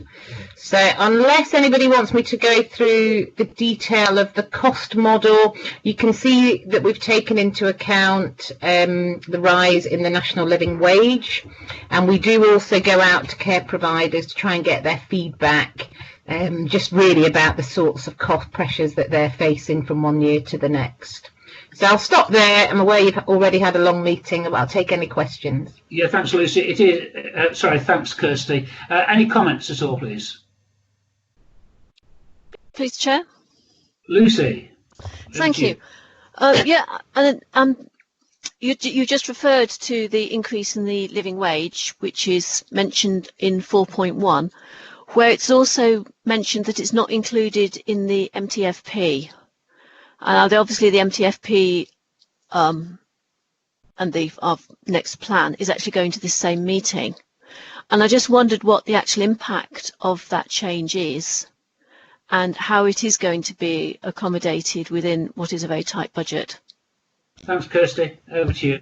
Yeah, I mean, whether we want to include this specifically in the MTFP, I suppose, isn't going to concern care providers. So from an adult social care point of view, we know that we are paying for staffing costs. So we do need to make sure that the fees that we pay absolutely reflect the cost of labour.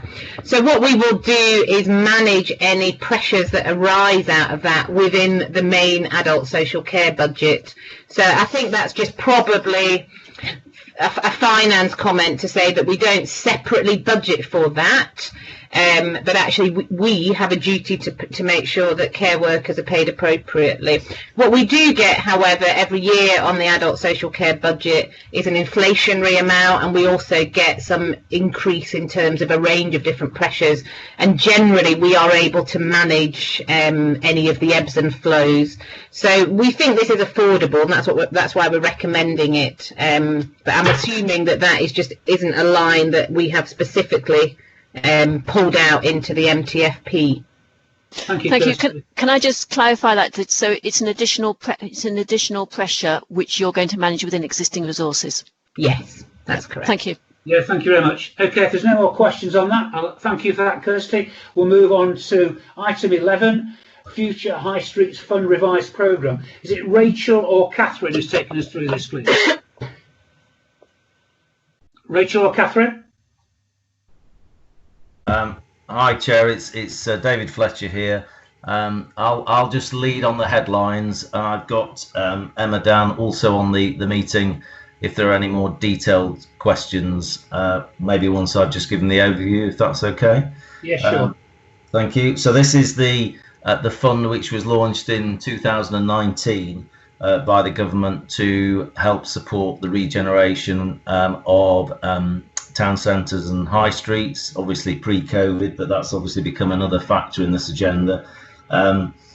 We submitted back in June of last year a full business case to the tune of 21.75 million.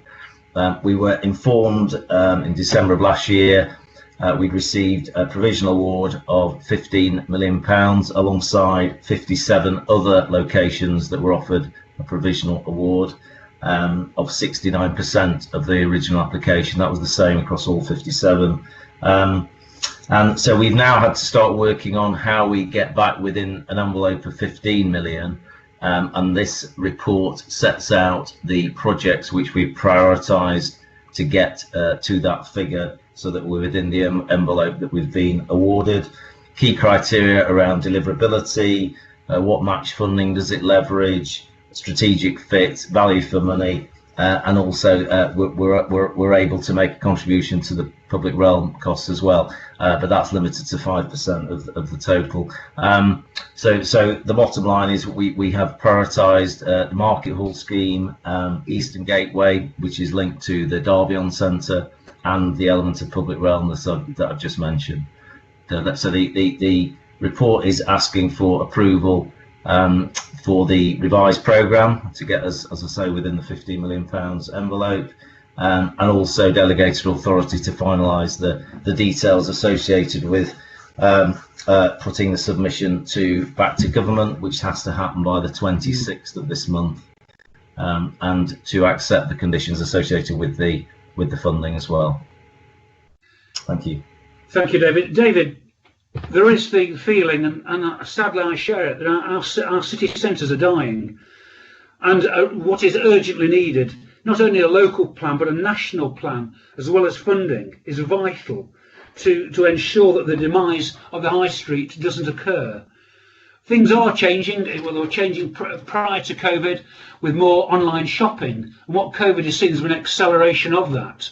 And unless this is acknowledged and addressed on a national basis, not locally, we're simply rearranging the deck chairs on the Titanic. I think I'd like to know, on behalf of the Executive Scrutiny Committee, what representations we're making to a national level in terms of helping us and other cities dealing with this real threat. Because unless we get them on board, I think we do face a major problem in our city centres. Yeah, no, it's a very, very good point. I think what's interesting, as I touched on right at the beginning of the description of the Future High Streets Fund, that was a fund launched before we knew what COVID and lockdown and everything was. So even back then there was a recognition that our town and city centres were facing a crisis anyway. Of course, COVID-19 has just brought that to light in an even more stark a way.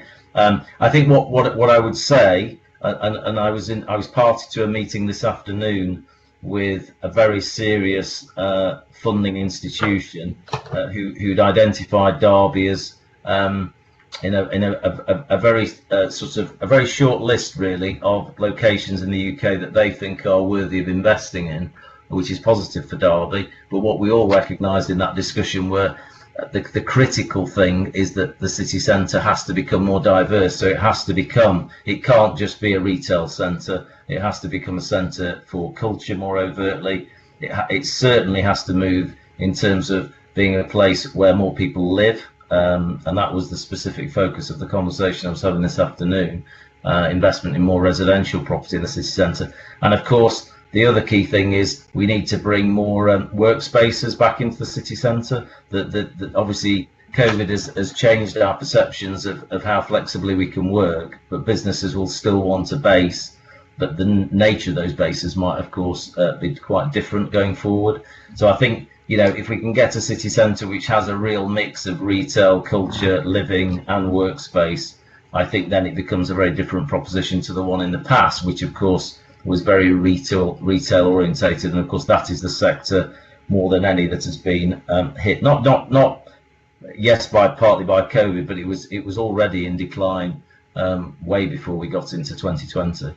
Yeah, I won't extend the personal debate between you and myself, David. I just want another comment, because I mentioned before that there are the twin real challenges, and that is business rates and rents, which are far too high at the moment. But let's just park that for now, because I want to bring in Lucy first of all, then Fareed, please. Thank you. Thank you. And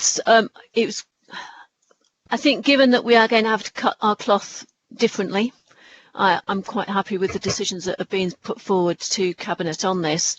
But I particularly wanted to say that I'm pleased that from the climate implications, you're talking about getting some expertise in to ensure that the enormous investment in our market area is going to be hopefully climate secure as well. So I just, Chair, I was just hoping that we could put a welcome comment back to Cabinet on that. So I'm suggesting that we welcome that advice from a low carbon and energy specialist has been included for the market hall. Yeah, I think it's I think it's an uncontentious and positive recommendation, if I may say. I'm happy to accept that. Are there any dissenters from that recommendation, which is a very positive, uncontroversial one? No? Well, I'll take that as affirmation. Are you okay with that, Stephen? There were no objectors to that recommendation? Yes, thank you very much, Chair. I've got that. Thank you very much. Okay, thank you very much, David, for that. We've got, Fareed, I think, wanted to speak, didn't you, Fareed? Yeah, very briefly, Chair, I want to build on one or 2 points that you raised. I think we fundamentally need to have a major rethink in terms of what we could do with the town centre to make it more viable and more vibrant, because in terms of retail, I think that's a no-goer, and especially in view of Debenham closure, Dorothy Perkin, Burton's, Topshop, they'll all be disappearing from St. Peter Street in a few months' time. And I think what's yesterday, I'm not opposed to it, but I don't know whether that will go anywhere towards addressing the deep-rooted problems that the retail sector and the town centres are generally facing. We've just spent £25 million on market hall, and now we're trying to work out what sort of businesses this might attract.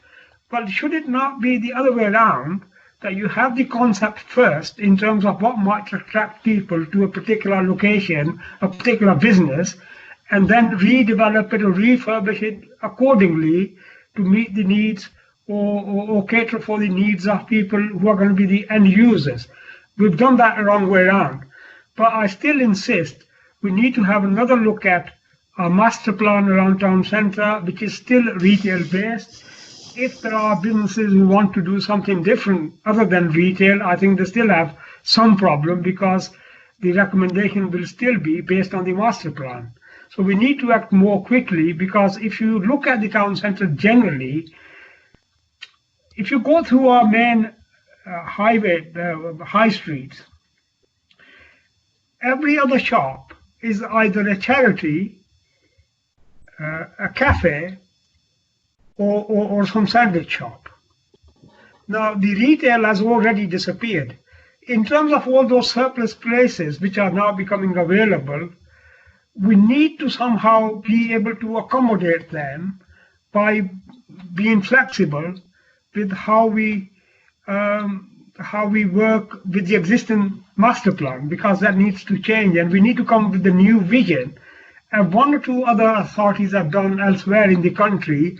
They've had to completely rethink the main purpose of the city centre, and they've been quite successful.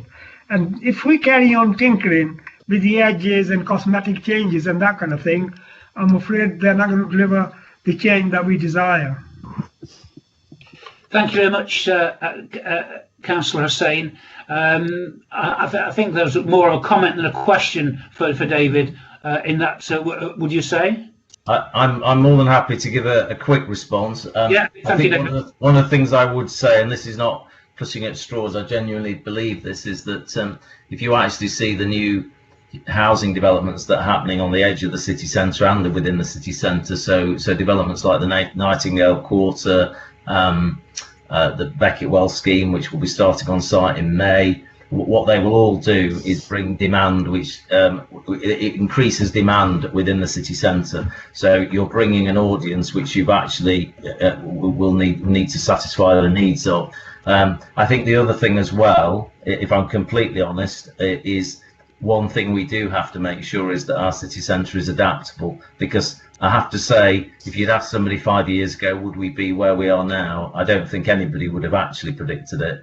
And the reality is we're in a world that is so rapidly changing. So we have to, that's what I was saying, I think the mix of uses has to be many different ways. It can't be just based around one or two uses, because that just means you put too many of your eggs in too few number of baskets, basically. So I don't think anybody's got all the answers. We are undertaking this master planning exercise for the city centre, but there are also things we need to do now. We're looking at the City Makers initiative that was talked about last year. We need to get moving with some of the smaller things that we can actually do relatively quickly as well, because you can't wait just for all the major developments to take place, because they have quite long lead-in times. Okay, I'm putting forward a recommendation to Cabinet to call on the government to formulate a properly funded city centre plan to save our cities. Now, is anybody who would violently object to that? Could you support that, please? Okay, are you quite happy with that? No one seems to be objecting, Stephen, so we'll put that forward as a recommendation. Thank you, Chair. I have that. Thank you. Thank you. Okay. Right, if there's no more comments on that, we'll move item 12 and item 13. Sorry? Chair, was there not a second recommendation from Councillor Kerr in the comments, I believe? Oh, sorry. Dealt with that one already. I thought we'd taken that. Sorry, I think we've done that already. Yeah, we did that, didn't we? Recommendation: welcome that advice from a low carbon energy specialist has been included for the market. Or did we take that, Stephen? We did, Chair. Yes, Chair, I have my later comment was just to say that rather than to just call on the government, it probably needs to say our recommendation is a Cabinet to write to the government. Well, I think we just agreed that, though, Lucy. Yes. Okay, but yeah, I can expand on that. Okay, thanks very much for that. In terms of item 12 and 13, I just want to again remind members that we have debated this at length and made recommendations 2 weeks ago. When we had a full debate about these issues, and we will be debating it again in another 2 weeks' time at full council. So what I really want to do is just hear from Simon to sum up on those two papers, and then for us to move on from that, unless there's something absolutely new that any member wishes to raise. Simon, over to you. Thank you, Chair. And these are two separate reports, so we need to take them as two separate reports. Of course. The The report updates you with the budget after consultation and details the consultation in the appendices. It details on page 12 and 13 the changes in the revenue budget, which are relatively small but do include the recommendation that Cabinet reached in January in respect of the funding of free school meals. On page 28, there's a changes in the capital programme, which is primarily profiling and bringing in the HRA following the January budget, the January Cabinet report. It also includes a proposal for flexible use of capital receipts as detailed in Appendix 19 to help the transformational objectives and ambition of the Council. So just in the report, just to highlight effectively what Cabinet will be being asked to look at is that they will consider tomorrow night recommending a budget to Council. Before they do that, they will sort of look and consider the outcomes of a budget consultation with the with the groups detailed in the report, the recommendations from the executive scrutiny of the 19th of January, and they also have to consider a formal Section 25 assessment by me in respect of the robustness of estimates and reserves, and I have to give an official opinion.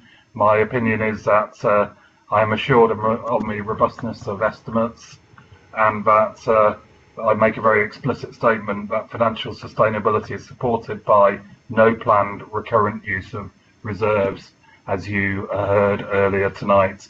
So hopefully that briefly details the changes arising from that. Based on what Cabinet agreed tomorrow night, they will recommend a budget to the Council meeting later in this month, where you will set a budget and set a council tax resolution to levy council tax for the people of Derby. Thank you. Thank you, Simon. Stephen, is there anything new that we didn't debate a couple of weeks ago, or that we're not going to be raising in 2 weeks' time? Yes, Chair. It's because I've done a comparison between what we debated 2 weeks ago and then what's being presented today. So it's just a question, and I think it's a new item. It certainly was high, and I apologise if it's not. It was highlighted by I'll blame my comparison file that I used to do it. It's in section 463. You've got a thing under the item, there we go, Brexit. It says the medium-term impacts of Brexit are still unclear, and it says the MTF will be updated as certainty becomes clearer. So I'm just wondering how and where is this factored into the MTFP. I've also just got a quick comment on the item 13 as well, Chair, which is Treasury Management. If I can put that one as well, because Simon can answer them both together. Chair, I need to present item 13 separate from item 12, so can we concentrate on item 12, please? Well, I'll just answer item 12, but I do have a comment on item 13 as well. Thank you. Yeah, okay. Yeah, it's Stephen's referring to 4.6, which is on page 16. Simon. I'm just turning to it, Chair. Page 16. 4.6.3, and it's the item Brexit. It came up as a change that you've made, so I'm just asking about that. It says the impacts of Brexit are still unclear. Well, yes, certainly, I agree with you there. How and where is this factored? So my question is, how and where is this factored into the MTFP? Right. I can remember Councillor Willoughby asking this question. I think it was executive scrutiny, either in January or December, where we said that at the time of presenting this budget, and indeed now, we do not have enough details about the impact of Brexit. If they were significant, we'd alter the MTFP. At the moment, the impact is relatively minor and is still working its way out nationally, internationally, and we feel no need to alter the MTFP for this. Thank you. Okay, thank you. I apologise, Chair. It was I'll blame my IT that it came up as a change when I compared the two versions. So I do apologise for asking that. No problems at all, Stephen. Thank you for raising it. Okay, moving on to item 13. Simon. You're muted, Simon.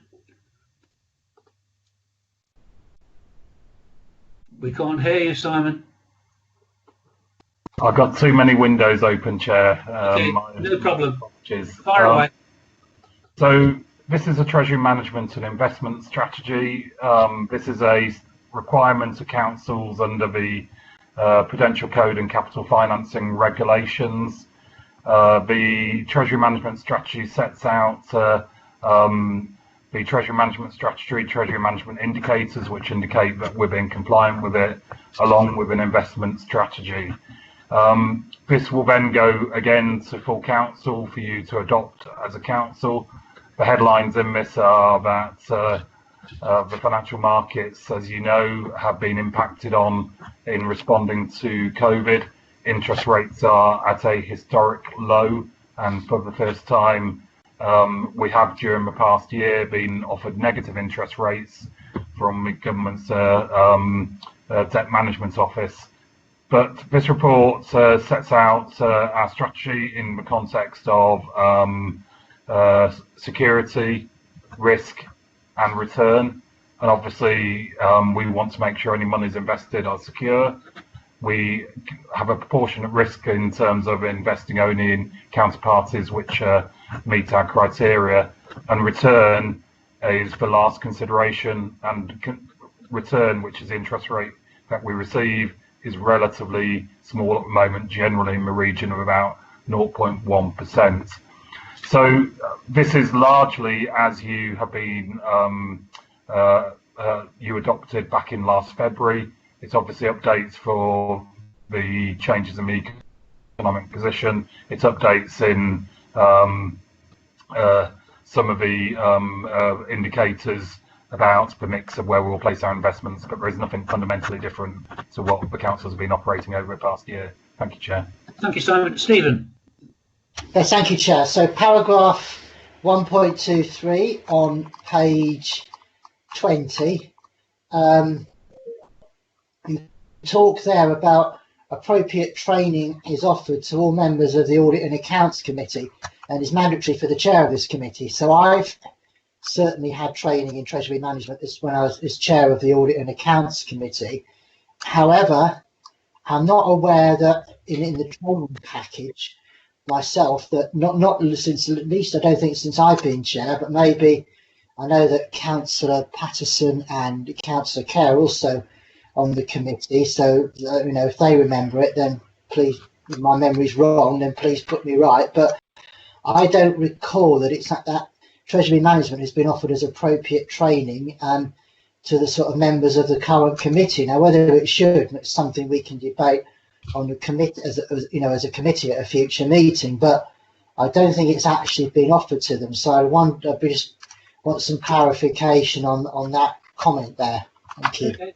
Thanks, Stephen. Simon, over to you. Okay, thank you, Chair. My memory, though, when years roll into each other, is that all members were offered treasury management training as part of the member training day, and therefore, as far as I'm aware, I provided training then, and that would include members of the audit committee, but I can go back and check that. Thanks, Simon. Thank you. Lucy, your question, please. Thank you. I'm on paragraph 420s, 417 local anyway, about the capital financing requirement, and there's a balance table at the top of page 5. And I just want to know that in principle, recently we haven't taken out any new borrowing because we have not needed it, but we have historically had a significantly larger capital programme than we've actually delivered on. So are there advantages in anticipating a larger capital programme which might need external borrowing at the beginning of the year compared to doing really well in your capital delivery and actually adding things into your capital programme partway through the year? Simon, over to you. Thank you. Thank you, Councillor Kerr. There are no advantages in either bigging up your capital programme or reducing it, because all we have to do in accessing funds from the Public Works Loan Board is to indicate that we have a capital programme in line with the potential code and the borrowing attached to it. You quite rightly say that the capital financing requirement indicates we've underborrowed because of delivery and also because of the level of internal investments and reserves that we had, which negated the need for more expensive borrowing. I think in reality we were expecting to have to borrow this time last year. At the back end of this financial year, we have not. The forecast is currently for the next financial year, and the longer we don't have to borrow, obviously we're not having to make provision for the repayment of that loan, and that is beneficial to our medium-term financial plan. And as you can see from that table, there is quite a significant underborrowing, but members every year in the outturn report confirms the financing of the capital programme, which indicates that as and when we need to go out to borrow, you've already provided permission for that. Okay. Thank you very much, Simon. Okay, right. I have no more questions. Thank you for that. We'll move on to item 14. Alison, are you going to take us through this, please?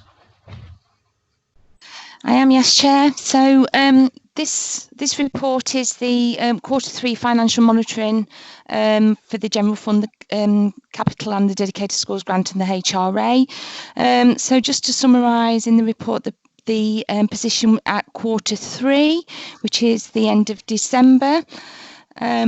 We are forecasting a revenue overspend of £6.4 million against a base budget requirement of £238 million, and that £6.4 million is a slightly improved position from our Q2 position, which was just over £7 million, and at Q1 was forecasting around an £8 million. So the underspend has come down slightly and is being contained. The reasons for that overspend are the same reasons that we've had reported in previous quarters, and are predominantly children's social care.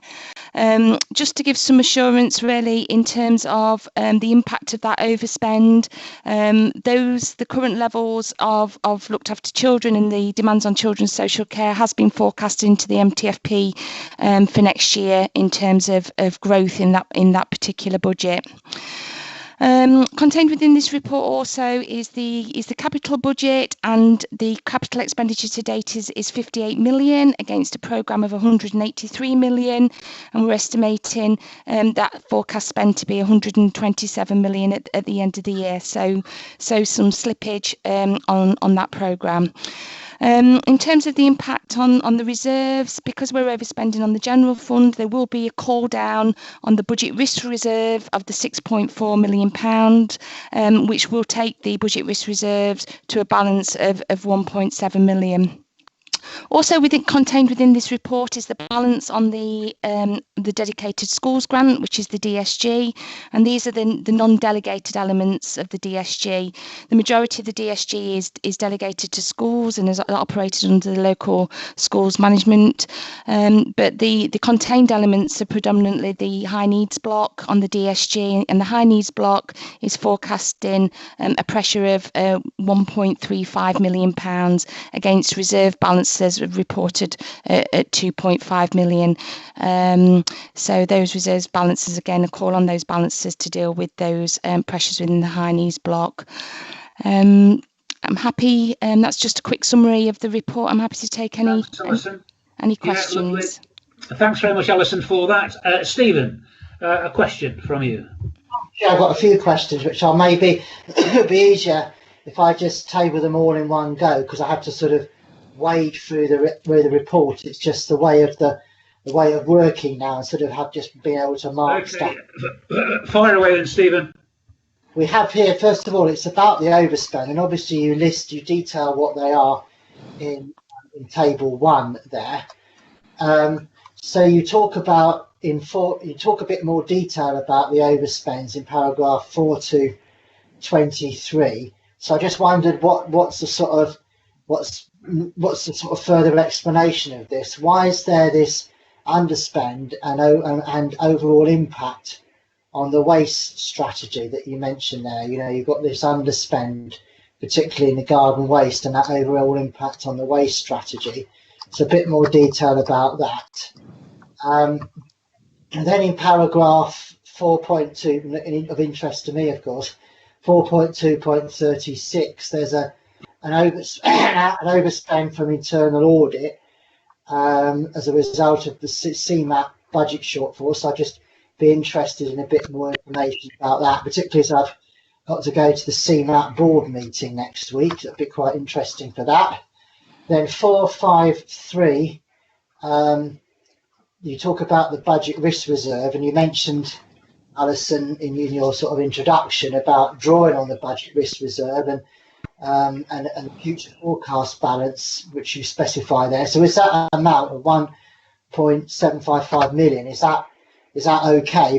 And I do realise what Simon said earlier about next year's NTFP and his Section 25 report housing, but I'd be interested in that. And then I'd just be interested in some more, what's the sort of rationale in Section 4.9 for the overspend on the HRA, and then also given in mind the sort of big emphasis on greenness in the sort of table at the back, page sort of page 30. You've got an item there where there seems to have been, I think I'm picking it up right, less money spent on decarbonise, which is sort of interesting when there's a sort of green proposals going. And then okay. Are there many more? Because I think we might be overwhelmed shortly, Stephen. Have you got many more? Because have you got many more? Interested in the sort of one where you've got on page 40 about transport with public facilities, 61. So what's the sort of progress on that? It's an interest of myself locally. And if you can't provide it now, I'm happy for you to email me after the meeting, because that's more my interested in that one as a ward council, and also this one as well, because it's local to my ward. Okay. For page 2, which is about the improvements to the Springwood Leisure Centre as well, as a progress on that. So thanks very much, Chair. Sorry, it's a big mouthful there. No, that's all right. So, Alison, if you can't give answers to all those tonight, Stephen's more than happy to have an email sent to him concerning them. So do you want to touch on some of the ones he's mentioned and the ones that you need to get back to him on? Thank you. Yeah, thank you, Chair. I think that would be good, because I can get the reflection from the services to give the appropriate response. The appropriate details. I suppose all we'd just say really in terms of the issue around the budget risk reserve, then obviously that is a concern that reserve has been drawn down to such low levels, and I suppose that features in the conversations around the concerns of the level of reserves that are in the budget plan. So yes, it's not an ideal situation, and we would like that to be more. In terms of all the questions around the waste, the audit and the HRA, if that's okay, Councillor Willoughby, I will get back to you with some greater details and clarifications around that. Thanks, Alison. I think that seems the best way forward. Are you okay with that, Stephen? Yes, that's fine. What I'll do is I'll email you my markup, and that will help you as well, won't it? Absolutely. Thank you. That's most helpful, Stephen. Thank you. Lucy, before we move on, over to you. Thank you. I wanted to follow on the capital side, and there's a table in 4.4.1 which gives the breakdown and the variance. And the big variance there is on schools. Now, I'm not sure whether some of that is going to be schools capital funding or whether it's going to be council capital funding. But I just wondered if you could give a bit more detail on there, because it doesn't seem to be explored very much unless I missed the paragraph that refers to that in the narrative. Similarly on this, if you're not able to answer as fully as Lucy would like, I'm sure Lucy will accept an email from you. I do know, Lucy, that a significant part of that scores is a profiling issue in relation to the SEND capital pot and the scheme that was around Benrose, and the work that's going around the call for evidence on the SEND capital investment. So I do know that more than probably half of that is in relation to that, and it's a profiling issue around getting those future schemes worked up and considered. So in terms of the other individual individual schemes, I will come back to you on that, but I do think half of it is around the SEND programme. Thank you, Chair. And because this comes back to the further question that there's expectation to be an enormous amount of capital spend in the last quarter of the year. Is it realistic that we will achieve that much with COVID at this time of year, with the weather we've got? Honestly, I don't think we will achieve that. No, I think we probably will be round about, the 100 million if we were to do well. So no, I think that's not realistic. Thank you very much, Alison, for that. We'll allow you to go and lie down in a dark room now. Thank you. And write these emails. Thank you. Okay, moving on to item 15, Derby Recovery Plan. Who's taking us through this, please? It's myself, Chair, Heather Greening. Sorry, I'll just put my camera on. Of course. Just put my camera on. Thank you. Hi. I'm really pleased to present this report. We are presenting the Derby Recovery Plan for approval by Cabinet. We set the context for this report back at the December meeting of Executive Scrutiny, but essentially it represents the City's response to COVID in the short and medium term. It's focused around three recovery priorities: our place, our people and our council, and fits within the framework of the existing council plan 2019 to 23. The plan reflects the importance of working with the city, and we have engaged partners as well as members of the public during the consultation process that's been undertaken. It very much focuses on outcomes and is also dynamic. So in other words, it's it's flexible enough to respond to what we know is quite a dynamic situation. The report includes the feedback received as part of the consultation, and changes are highlighted clearly to the document in Appendix 2. Our next steps, subject to Cabinet approving this report, are to develop or to continue to work with partners to develop outcome plans for each of the 9 outcomes included. I'm really happy to take any questions, and my colleague Sarah Walker, who has been instrumental in drafting the plan, is also available. Okay, thank you very much. Lucy, I think you've got a question, have you? I have, thank you. And I think it was a very positively written response to the consultation. Given looking at the details of the consultation in whichever appendix it is, it wasn't actually that great. And I think it's a message that we really need to get better at making consultation meaningful. 30-something people responding isn't brilliant, and the actual responses that we got from those people were half-hearted, let's say, in terms of what's included there. And I suspect that if we had gone out to more people, we'd have got more meaningful responses, including where suggestions were made as to what was omitted. We might have had a clearer indication as to which angles people felt that the council needed to take more interest in. But the one thing that did stand out, and you highlighted in the cover report, is the suggestion that we do need to be doing more on climate change.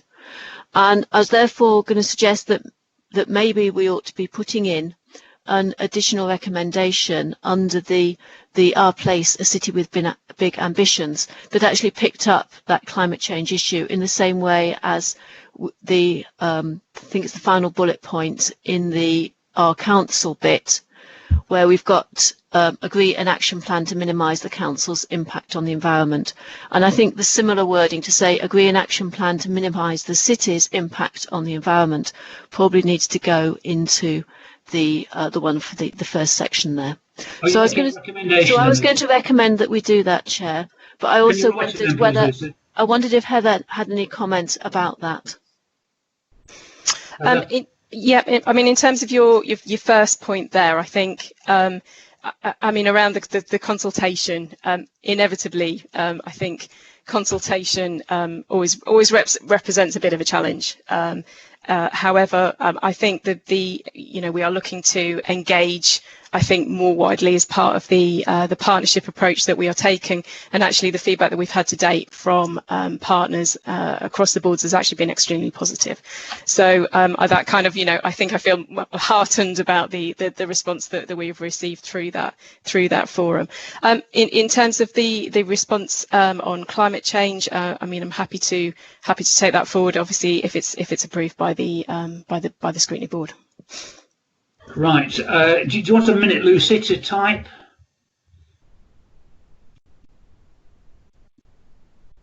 You're on mute, Lucy. Sorry, I was trying to type. Okay, you concentrate and type, Lucy.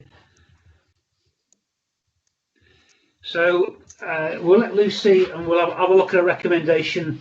I'm sure she'll be back to us within 1 minute, and then after that we'll move on to item 16, which is Our City, Our River.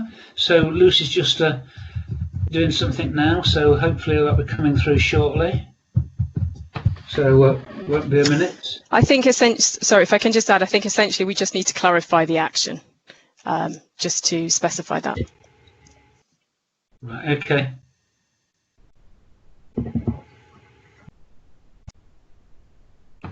Talk amongst yourselves for just 1 minute. I'm sure Lucy will be done. Here we are. In light of the public comments, an additional point is added to the Our Place section to say, agree an action plan to minimise the city's impact on the environment. Are members quite happy with that recommendation going forward? Yeah, absolutely fine with me.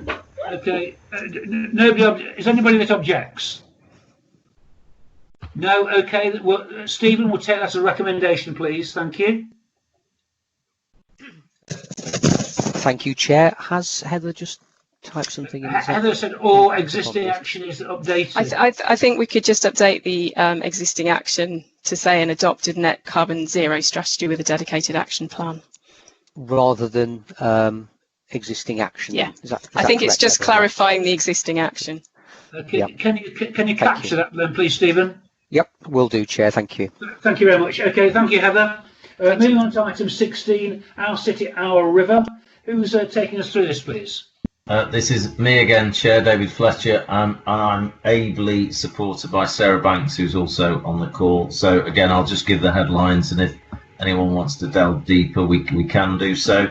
So this is a relatively straightforward report in the sense that it supports the continuation of the Our City, Our River programme. Yeah, straightforward. We've had an offer of £10 million additional funding from the Environment Agency. This sets out sort of how we're best proposing to utilise those monies, predominantly around the Derby Riverside stage of the programme. And it's a relatively straightforward recommendation. It's just asking Cabinet to approve acceptance of the grant funding. Thank you. Thank you. We've got Stephen and Lucy. They're double act. So Stephen first, please. Oh, thank you, Chair. Paragraph 4.13 on page 3. We talk about a risk that the council will not be able to achieve the outputs attached to the funding within the timescale. So I'm just interested to know why this is and what are the implications of this. Is there any sort of negative implications, I suppose? Well, but particularly what's the implications in general? Okay. Yeah, Sarah, do you want to pick that one up? Yes, fine. This is one of the sort of discussions. We were actually offered the funding at the end of last summer. It was around August time, and there have been ongoing discussions before we've actually made the recommendation now for Cabinet to accept the funding, because there is a risk at the moment. OCOR is not fully funded, and in order to achieve the outputs of the Derby Riverside section of the programme with the associated outputs the Environment Agency would like for that funding, there is currently we cannot give assurances that we will achieve that within their current 6-year funding programme. The discussions come back, really, if you like, from the Environment Agencies. They do still very much want to support OCOR. We've managed to halve the full gap that we had when we started the programme. The gap's now just over 30 million. So there quite confident that we're doing that, and they will help and assist us in whatever way. But like I say, the reality still is, until we've got all the funding in, we don't give any assurance at this point in time that we will achieve that, but our every intention is to be able to do so. Thank you very much, Sarah. Lucy, over to you, please. Thank you. I want to look at this from a completely, well, from the other end, really. Scheme was hit by, was obviously for us it's Derby, but it was also to work with upstream authorities to reduce the rush of water coming down the Derwent, and for us to be moderating what comes from us and goes on down and floods Nottingham. So I just wondered whether we had any feedback on what those other elements of the overall sort of flood management are doing. Are we getting the upland changes in the Peak District, and are we doing our duty going downhill? Sorry, do you want me to take this one as well, David? Please, Sarah, yes, thank you. Yeah, so there have been a number of interventions undertaken by Derbyshire County Council, and if you like, Lucy, I'll try and get you some more information with that, but there's certainly been measures taken which is a lot to do with things like tree planting to mitigate, you know, sort of surface water runoff or help retain the water so it drains much more slowly into the Derwent. So there have been measures undertaken. Our city, our river forms much. It's just an integral part of the Lower Derwent flood risk management strategy as part of the Big Humber Basin. So it's all interlinked with everything that we do. So any work that we propose in the city is always reviewed and assessed by the Environment Agency to see how that would or wouldn't impact, if you like, what's happening upstream or downstream. You'll remember, or you may recall, Lucy, that there are some mitigation measures that are proposed in the OCOR scheme for the two settlements of Ambeston and Shardlow, which are actually outside of our city boundary. And those are measures that would need to be undertaken before we actually did any of the large physical land level changes on what we're calling Derby Riverside. So they're built into our programme and our costs at the moment.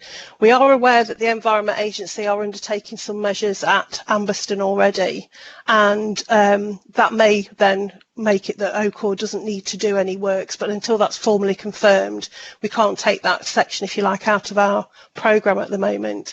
And we also know that they are assessing Shardlow's flood mitigation measures, and it may well be that the Environment Agency could also or may also undertake the works there.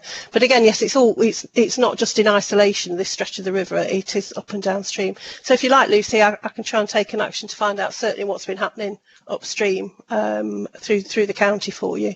That's great. And for that, I think that'd be interesting. Thank you. Thank you very much, Sarah. Right, thank you very much for that, Sarah and David. It's now time to exclude the press and public as we're going on to the pink paper, and that's item 18. So, Stephen, do you want to deal with this, please? Will do, Chair. So first of all, it's item 17 to consider a resolution to exclude the press and public during the consideration of the following item, that under section 100A of the Local Government Act 1972, the press and public be excluded from the meeting during discussion of the following item on the grounds that it will involve the right of disclosure of exempt information as defined in paragraph 3 of part 1 of schedule 12A of the Act, and that the public interest in maintaining the exemption outweighs the public interest in disclosing the information. And if that is agreed by the committee, I will just wait for my colleague, I think it's Lindsay on the tech this evening, to confirm when the live broadcast has ended, Chair. Okay, thank you. Just a minute.